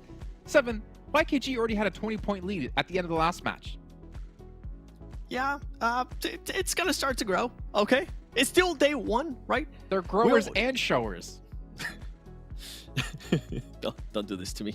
Don't do this to me. By the way, Stream Slayers, great performance, 15 elims. This is a team that's been able to put up good performances already in Miramar earlier, and for them to be able to do it here in Erangel, it's good to see this performances out of them. I actually want to go to the second page because there is a team I would love to talk about, and that's going to be none other than Execute. I was surprised, just like you were, of how they decided to back off from North George. We decided to go back and see the first game, and it turns out Ace of Spades lands on North George, but it's weird for Execute to not want to challenge that, right? You think of caliber of a team of Execute, they'll be willing to challenge Ace of Spades, but they decided to give up on that. I don't understand that at all. Like, was okay for it, and the playing path was going the direction too. Like, there's a lot of questions about that. Maybe they're giving too much respect to Ace of Spades. Maybe they wanted to switch things up, but I think they know now. Let's not go Primorsk anymore when YKG's in the lobby. Yeah, and don't even get anywhere near YKG because they will chase you at the start of the game, as we were able to see out of them. By the way, Skills of Mine, once again, with another hot drop. I don't know if this team is trying to beat the record that SLR was able to do during the spring split of finishing in last place with the least points. But right now, it's looking rough. I don't know what they're wanting to do. What are you trying to improve your close quarters fighting on day one? I guess it might be the day to do it, but it makes no sense to do it 4 games in a row. Well, to lastly touch on YKG as well here, I mean, that was their final match of the day, keep in mind, right? They only play 4 a day. They play the first 4 every day this week until groups do shuffle up a bit, and they have put on a performance I don't think anyone can match in the lobby right now, and maybe not even tomorrow. Maybe only YKG can do better than that, but obviously we still have some time to see. But maybe we could take a look at YKG's player stats on the day really quickly, just to give you a glimpse into who is the standout performer. I can tell you right now, 3 of the players are in our top 5 in elimination so far on the day, and these average elims are just dirty. I'm actually happy to see that it is currently 24K leading in regards to damage, leading in regards to elims, leading in regards to pretty much all the stats. Remember, this was a player that was a standout in certain occasions during Spring Split. He might finally be coming into his own, and as well, Chico currently putting up great stats as well with 2.5 elims per game. That's what you want to see, right? Everything has been going their way in regards to how they've been able to play, how they've been able to execute their game plan. So this is what you want to see out of this team, not just one player, but everybody else being able to put up numbers. And once again, I have to mention it, Fears was able to maintain his composure, not overextend earlier in the fight that we saw in Erangel in this previous match. And little things like that, I feel like it's what's going to put this team a little bit closer to hopefully winning Americas if they do end up getting there. Bro, they're averaging 10 eliminations a match. It's just YKG. That means they have 40 elims on the day, plus 3 chicken dinners, which is a minimum of 30 points. Like, they have over 70 points, if I can do quick maths, in one day. Like, that's ridiculous. I almost want to say that's more points than we'll see quite a few of these teams get in the first week. And they just got it in one day.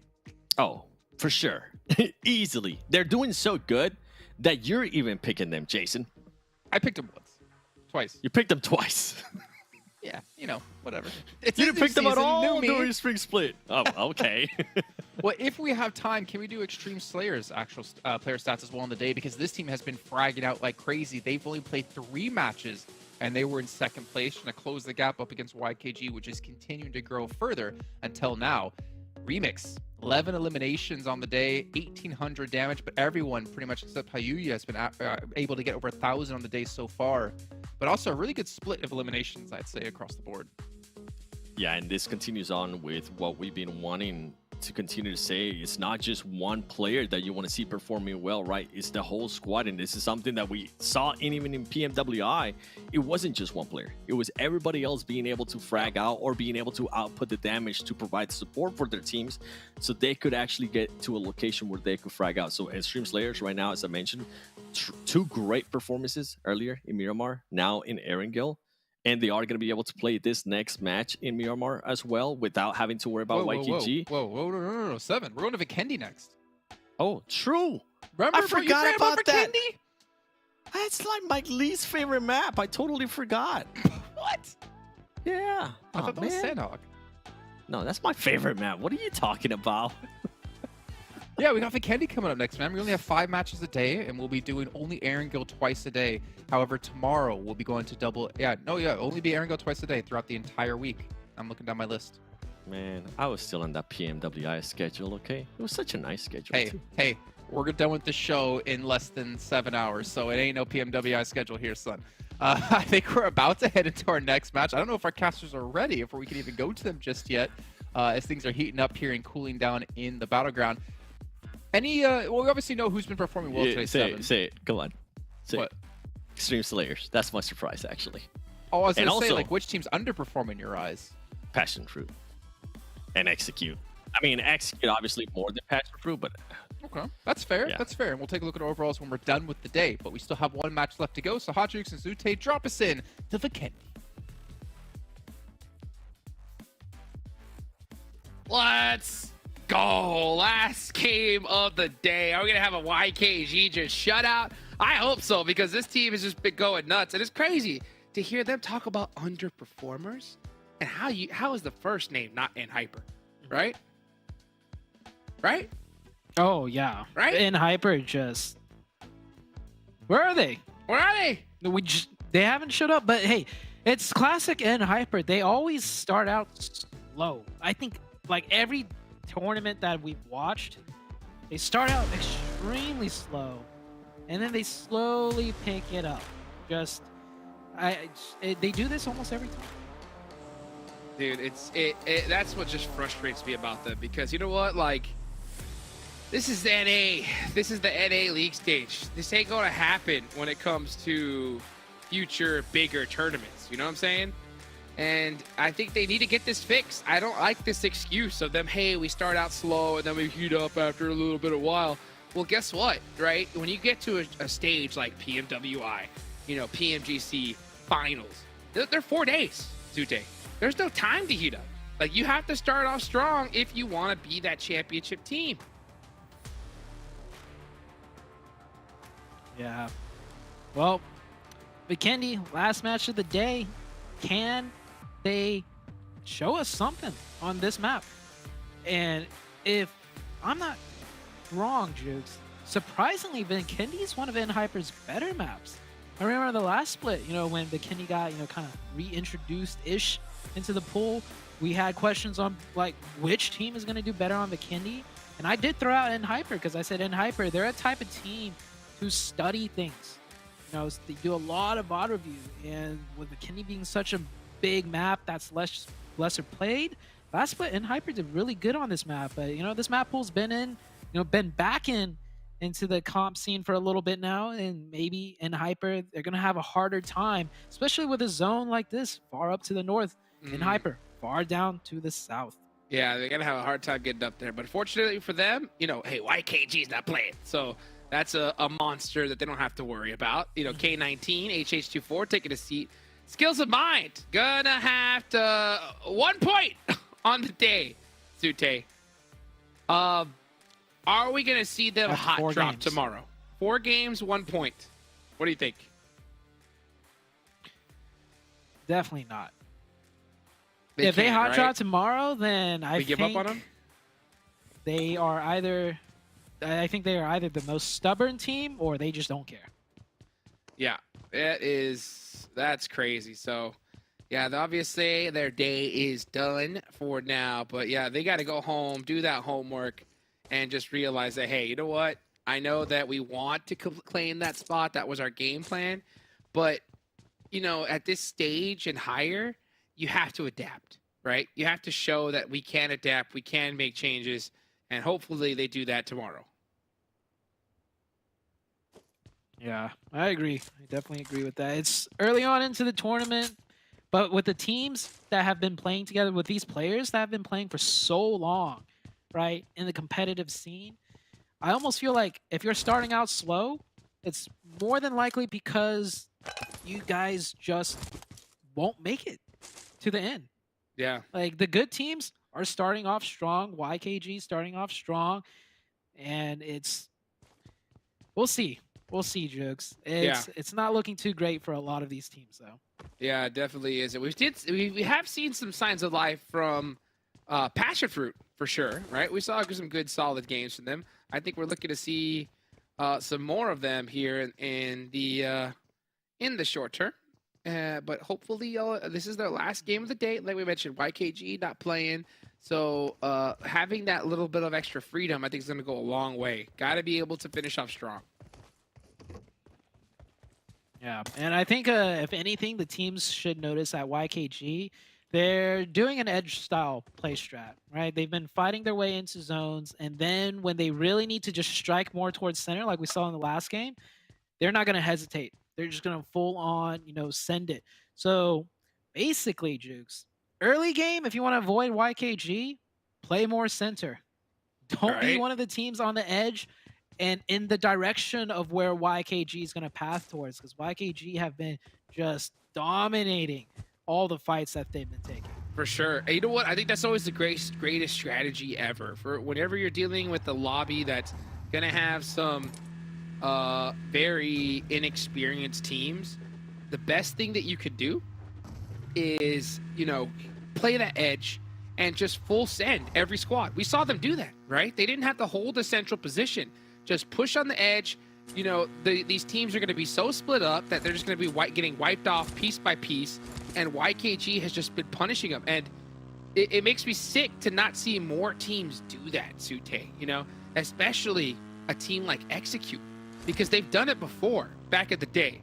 But now they're trying to adapt this new splits, play style, and it just doesn't work. It just doesn't work at this high level. Like, just in certain situations, yes, right? Certain situations at certain times in certain zones, I do agree splits are the right strategy. I don't even know about the whole 4-man split unless you're like Nova Esports from China, but 3-1, okay. But hopefully they can just stop making these mistakes and just play together. MEZEXIS now having to put in some work against Puppeteers. It's a close one. Everest with the DBS. Oh, you got a second one, I think. But yeah, MEZEXIS crashed in here. Puppeteer sprung the trap. And MEZEXIS, a early bow out to the day. They had one huge game, one very huge game. So, they did all right. But definitely don't like seeing them going out so early on the last match of the day. Yeah, again, that's going to hurt. That is going to hurt. So we'll see how they decide to fix that up right there. They did end up taking one of the members of Puppeteers with them, but still, yeah, bad start to the game. Oh, speaking of bad starts, we've just got confirmation, Zute. Skills of Mind have broken a record here in the PMPL with the worst start. Wait, what record? Yeah, the worst start for a PMPL in North America. So, congratulations, Skills of Mind. Not the record you want to break, but hey, you know what you want to do is hit that DBS shot. Oh my goodness. Too many missed. Ace of Spades takes advantage of it. Yeah, man, this is classic Vikendi. Honestly, people are just full sending it in early on, and then everything slows down, and then everything boils right back up. It's because, you know, with the map being so big, a lot of these fights are super isolated. There's probably, you know, the closest team to you probably miles away. So these teams are trying to take advantage of these isolated team fights. And, well, it goes in favor of one team and not the other, which we've just seen two teams go down. Canadian Eagles, Kaka, can they do here? Oh, nice peek right there. Tight angle. And this guy, close range specialist already. I got to give it over to him. But he does go down. Drago finds him. And it's a mad dash back and forth in the buildings. BOPE looking like they're on the back foot. Fuego, he's going to throw all the nades he has, but he's not going to get it off in time. So he is going to lose one of his teammates. The rest of BOPE needs to find a way to help support their teammate. It's just Fuego all by his lonesome. He realizes it. Yeah, I think he's going to try to hop in that dossier and dip. Trying to readjust its position to not get naded either. The nades are coming in. BOPE, the two players on the outside, they need to make a move. They need to do something. And Supra trying to find the isolated player out of Canadian Eagles. That nade falling way too short. Oh, never mind. If he got multiple nades, one of them is going to connect. Here comes a supporting fire. He's trying. Supra doesn't land the hits to get the knock. Now 3 players of Canadian Eagles are going to stay up. That's a 1-for-2 trade in favor of Canadian Eagles. Yes, it is. Now, BOPE does have that high ground. They do have good sight lines. They're going to go ahead and blow up that dossier, most likely. Actually, never mind. Yeah, they say, you know what? Forget it. You guys won that one. We're going to go ahead and head into the next circle.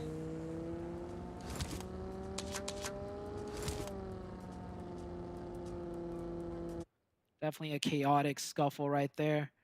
I don't think either team was really ready for that fight, but it seems like BOPE is going to lose 2. Canadian Eagles will come out ahead.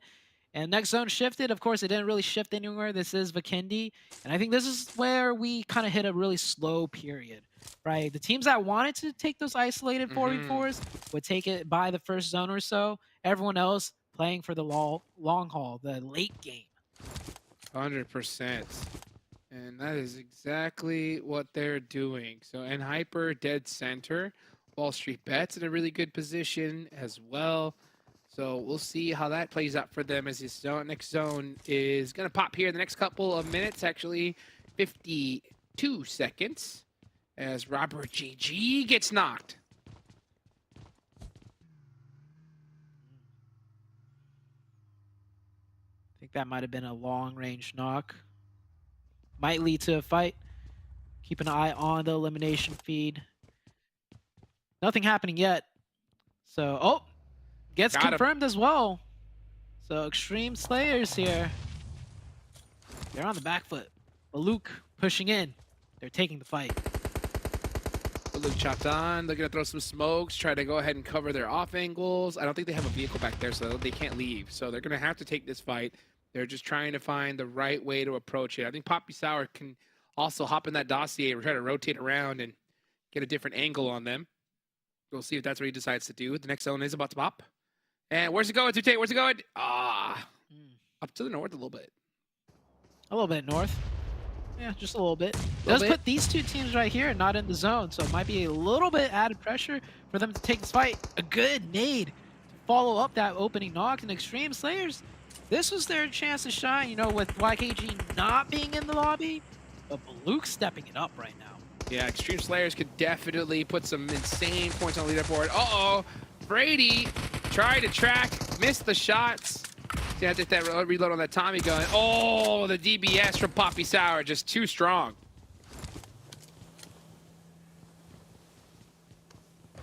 And that's BULUC taking one over Extreme Slayers. Team was doing extremely well, Extreme Slayers today, but unfortunate for them. Last match of the day, I think they made one too many slip-ups. It all started with that knock that he called out onto Robert GG, and then the rest was history. And it looks like Remix ended up going down too. That's a huge loss for their team. And meanwhile, we're watching Nightcrocs put in some work against BULUC CHABTAN. And yeah, they are going to start getting some finish. That DBS, hey, it got nerfed, but it looks to be just as strong as ever to Mizu. Oh, my. Wow. Wow. The third party. So what just Nightcrocs, happened was 4 eliminations. BULUC pushed out Extreme Slayers, and then right when the camera panned elsewhere, here comes BOPE with Nightcrocs with that DBS jukes. And says, oh, bye-bye. And BULUC CHABTAN is gone. Just like that. Just like that. Poof. DBS. 1 player. All That it was takes. on the edge of the zone too. Wow. Edge of zone. You don't think you're gonna get third party, right? On Vikendi, edge of zone in what, circle 3? Unbelievable. You gotta be just ready for anything, I guess. BOPE with a really nice timed, third party though. Gotta give them credit. Absolutely, indeed. Credit well deserved. In a team that needs some good credit, I think right now is NHyper. And NHyper are in the center of this circle. Okay, so they're in the center of the zone. They don't have YKG here. I expect for them they should have a good game. They did okay game number 1, actually. Thinking back to, today, they finished top 4 at least. And I thought that was a good sign, but after that, they've just gone consistently downwards as far as, losing 1 player early and losing a player early in the next match. Now, this being their 4th match of the day, they still have 4 up. So maybe this is where they kind of pull it back a little bit. Bring it on back. Bring it on back. Wall Street Bets on the other side of the road. Right there near Goroka. That's actually going to be that little mountainside right above overlooking Goroka. So a great spot for them to hold. As we have 35 seconds left on the clock here. Team still trying to rotate on in. And, man, we just saw so many squads lose players earlier. But here we go. Big battle between PASSIONFRUIT and Wall Street Bets. Oh, Wall Street Bets finding an angle right there onto. It looked like he was safe behind cover. Poncho looked good, and the return from Nate, the man himself, bringing the fight back to even numbers. The follow-up, almost getting a second one as well. Both teams taking heavy damage. Oh, Zuko's already down for PASSIONFRUIT's jukes. So this is a very, very pressed fight for the PASSIONFRUIT's team. They really need to make something happen as they're only functioning with a 3-man at most. Yeah, but where's the rest of the team, right? Where's Sixless? Sixless is not anywhere even near this fight. Nate's going to have to throw a smoke down and try to pick up Juancho. So that's going to allow this team right above them so much time to breathe. Sixless finally here on the other side. He does have a little bit of an off angle. But, is it too little, too late? Wall Street Bets might just get away from this. Yeah, Six is really trusting Nate there to get the, return knock and the revive. Nate having to do a lot of work right there to kind of slow things down. But they are okay for now. Their backs are kind of exposed, so I think PASSIONFRUIT is going to realize pretty soon that this is not the best position for them to be in. They need to make something happen. Oh, man, that nade on Nate hurt. And Killjoy's got another one locked up. Here he goes. Killjoy. 4-3. Ooh. Oh, man. So close. Bombs bursting in the air. Nate runs away quick. Yep, because that one would have knocked him. Wow, let's see what Killjoy can do. He's doing a little bit of parkour from roof to roof. Trying to find some nice cheeky off angles. Sixless, just full on, just sitting and waiting for an opportunity to strike. The most patient player in the game, I have to say. He'll sit there and wait for the prime opportunity to get a knock, if not a double knock, right? And next zone to the east, NHyper. They're getting blessed. They're going to get that high ground compound. You see Ren already going for it. This should be one of, NHyper's better games for sure with all these circle blessings. This is the game. This is the game that they've been waiting for right here. So NHyper have to finish strong. I don't think there's any excuse for them at this point. Like NHyper have the zone blessing of a lifetime. They could take any place they want in this map. So if you're NHyper, you should put up a good game, because I guarantee you, if this were PMGC, a strong international team with this kind of circle, they are dominating. Definitely so. Teams taking more fights now as the circle has shifted. Everyone from the west migrating in. Nate still here, fighting tooth and nail against this team. Killjoy finds the knock onto Sixless. Now Nate has to pull out a miracle. Oh, the DBS flying through the sky. Nothing you can do about that. As Quancho on the Passionfruit's run. down to 1. Passionfruit's, yeah, running for his life. Quancho on the run. Classic Quancho. And this is still out of the next zone, so that's going to be pretty much it for Passionfruit. No eliminations to their name. And he getting shot at. Yep. Sorry, Quancho. Love you to death, but Yep. I don't see how No you're getting out of this vehicle. one.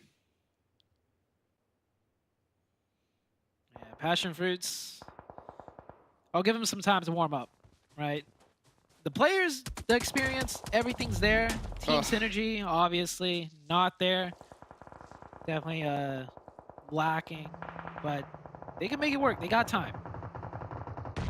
Yes, they do. All right, speaking of time, though, Execute getting takedown by Excused, but Puppeteers are pushing up on the Canadian Eagles. Wow, the DBS didn't get it done, but Drago was able to get the finish. Oh my gosh, that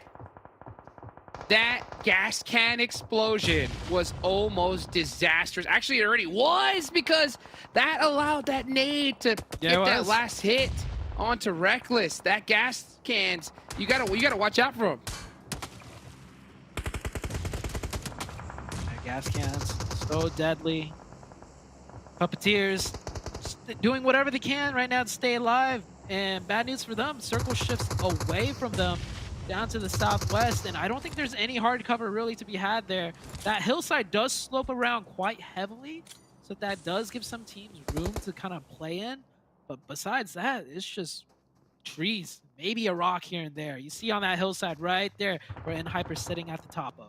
Yeah, that's my team I'm gonna predict here is to win the game, because if they don't win this at this point, then I don't know what's the plan. I mean, yeah, it could be a little bit tough. They are on the edge of the circle. There's not a lot of coverage in the zone, but you got to be able to hit those shots. You got Excuse on the south side. Wall Street Bets is still up and running with 3 eliminations to their name. BOPE with 6, but losing 2 early on is gonna definitely hurt. NHyper here.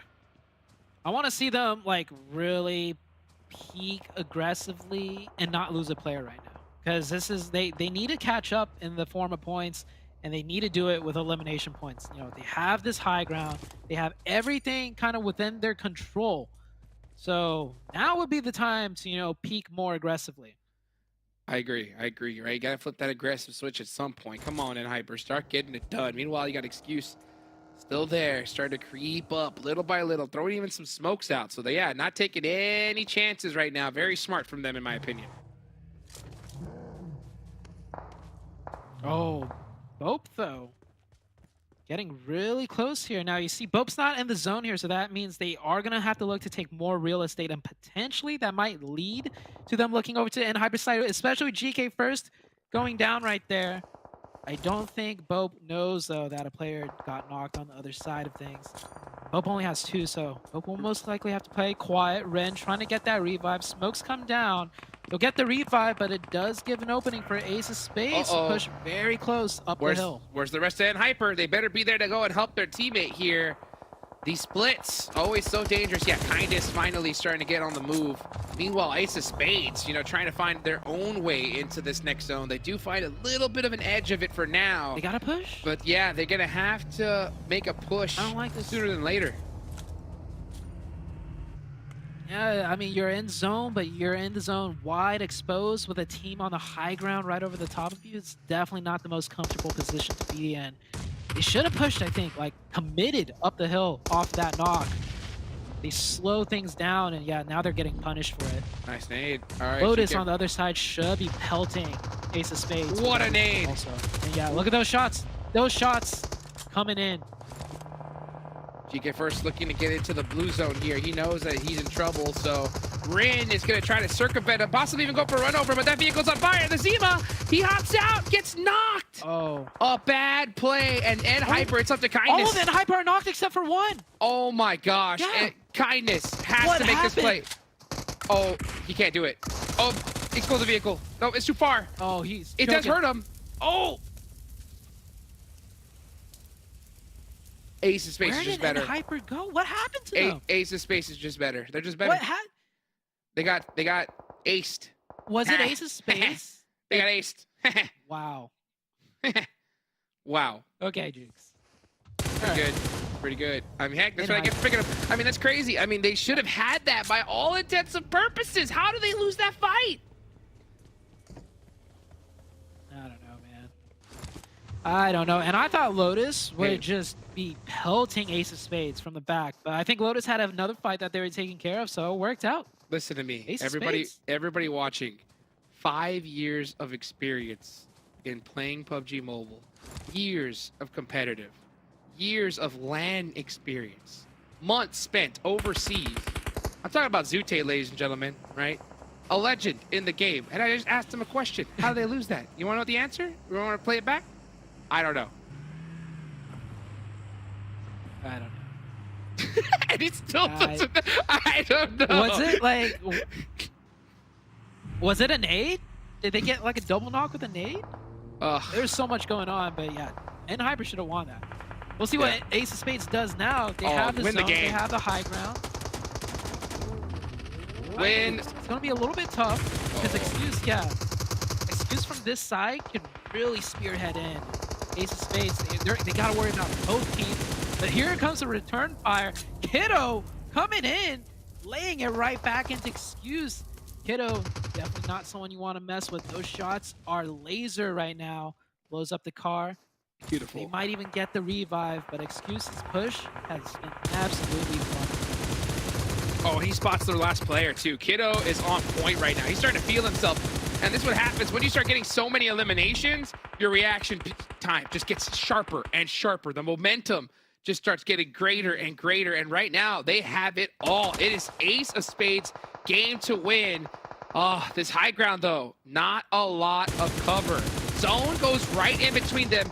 It's literally no man's land. Oh, what a nice log from Ace of Spades.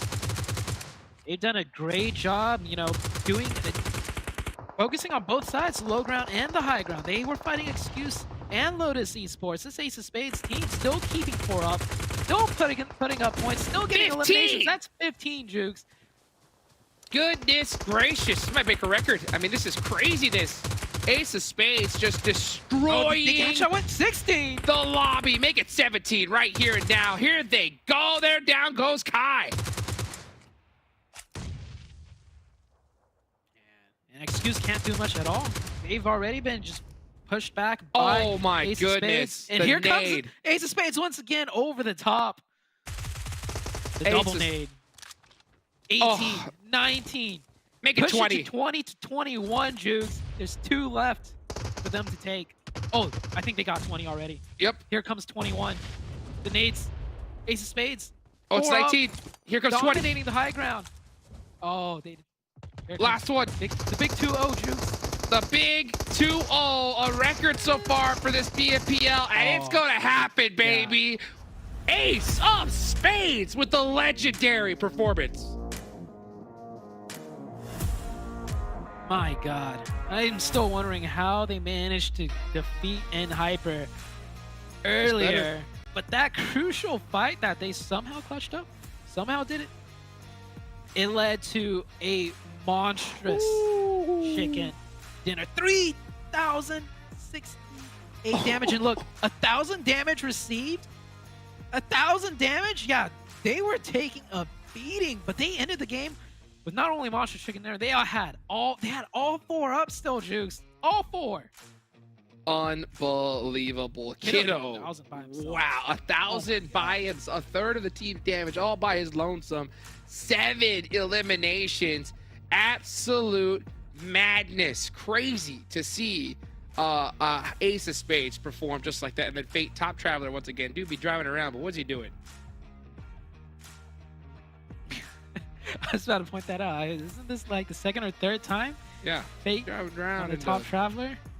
Gotta get some eliminations while you're on the way, Ah. my friend.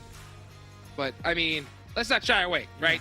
A legendary performance from Ace of Spades, and it was on the back of taking out Hyper in a fight that I think anybody watching, they should have won that. Yeah, I'd have to go back on the VODs, man. You know what? I'm willing to say Kiddo somehow, some way, Jukes, probably got it like a double knock from the low ground to the high ground under immense pressure, and that's how they clutched that fight up. It must have been Kiddo, man. Oh, just a crazy performance. That's going to do it for us, guys. We're going to go ahead and hear the desk wrap things up right after these highlights.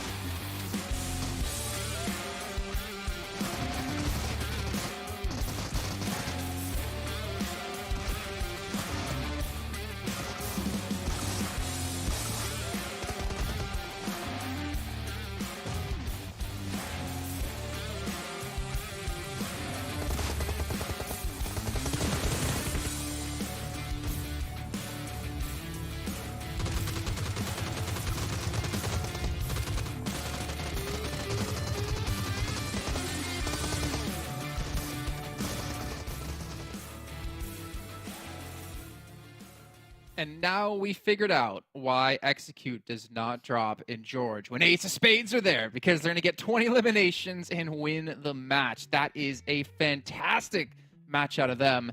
We've already had so many records broken today, I feel like, with YKG taking 3 chicken dinners on the day, and now we have Ace of Spades picking up 20 limbs. Like, this has been a pretty damn good day one here at Fall. Yeah, I picked Ace of Spades because they had like 8 ilims. I did not expect them to finish with that match. Okay, I will definitely say that was quite a surprise. And Atrix didn't either with the end hyper fight that shouldn't have went the way of Ace of Spades. Somehow they survived. All it took was just one player. I do want to know that. I have to go back and figure out if that is a record for an A. I feel like we have gotten more ilims before in the past. For all those Instagram accounts, PMPL updates, I'm looking at you. Let us know if that's a record for PMPL and Ace. Well, maybe they will. That'd be actually really cool to see. But in the meantime, we're going to take a look at our match ranking and see how many points they got for themselves, which should be a total of 30. If I can do my math correctly, there we go. That is, honestly, with how tight like the rankings are, that could have shot them up into like 2nd, potentially 3rd place.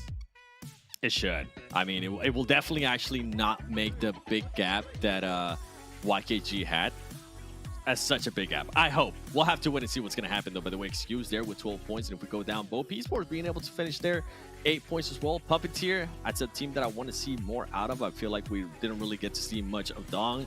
We didn't really get see much of anything out of them here and there. So hopefully tomorrow we'll be able to see a little bit more. And the underperforming teams and Hyper. Only 4 points, and all those 4 points come out of just placement points. That's a big surprise for me, actually. Yeah, but I mean, as Zute said, and I kind of agree in Hyper, they're going to start slow in these events, but when you go into the international events, when you only have 4 days total, right, you cannot afford to do that.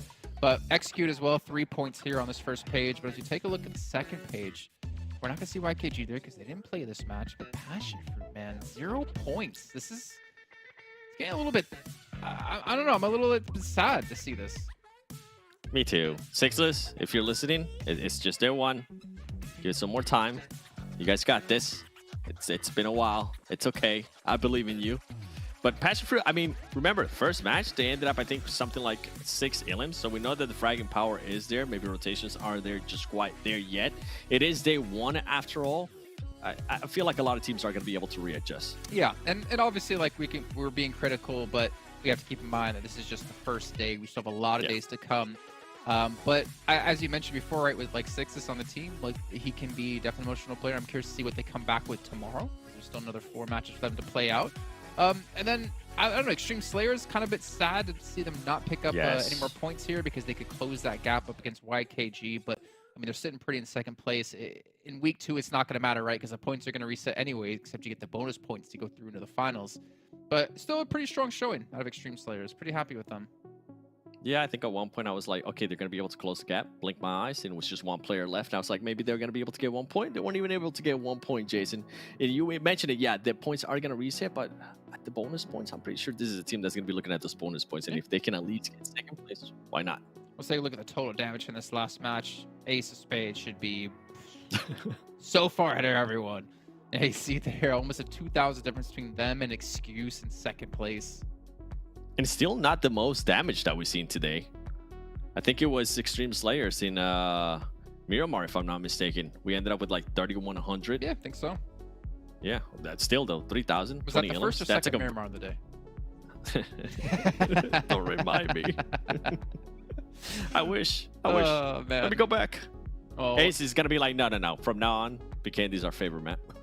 I mean, that's right. Like Zute did say as well, like Vikendi is one of NHyper's stronger maps, and unfortunately it wasn't there for them, but we can look down and execute 3 eliminations, 900 damage done.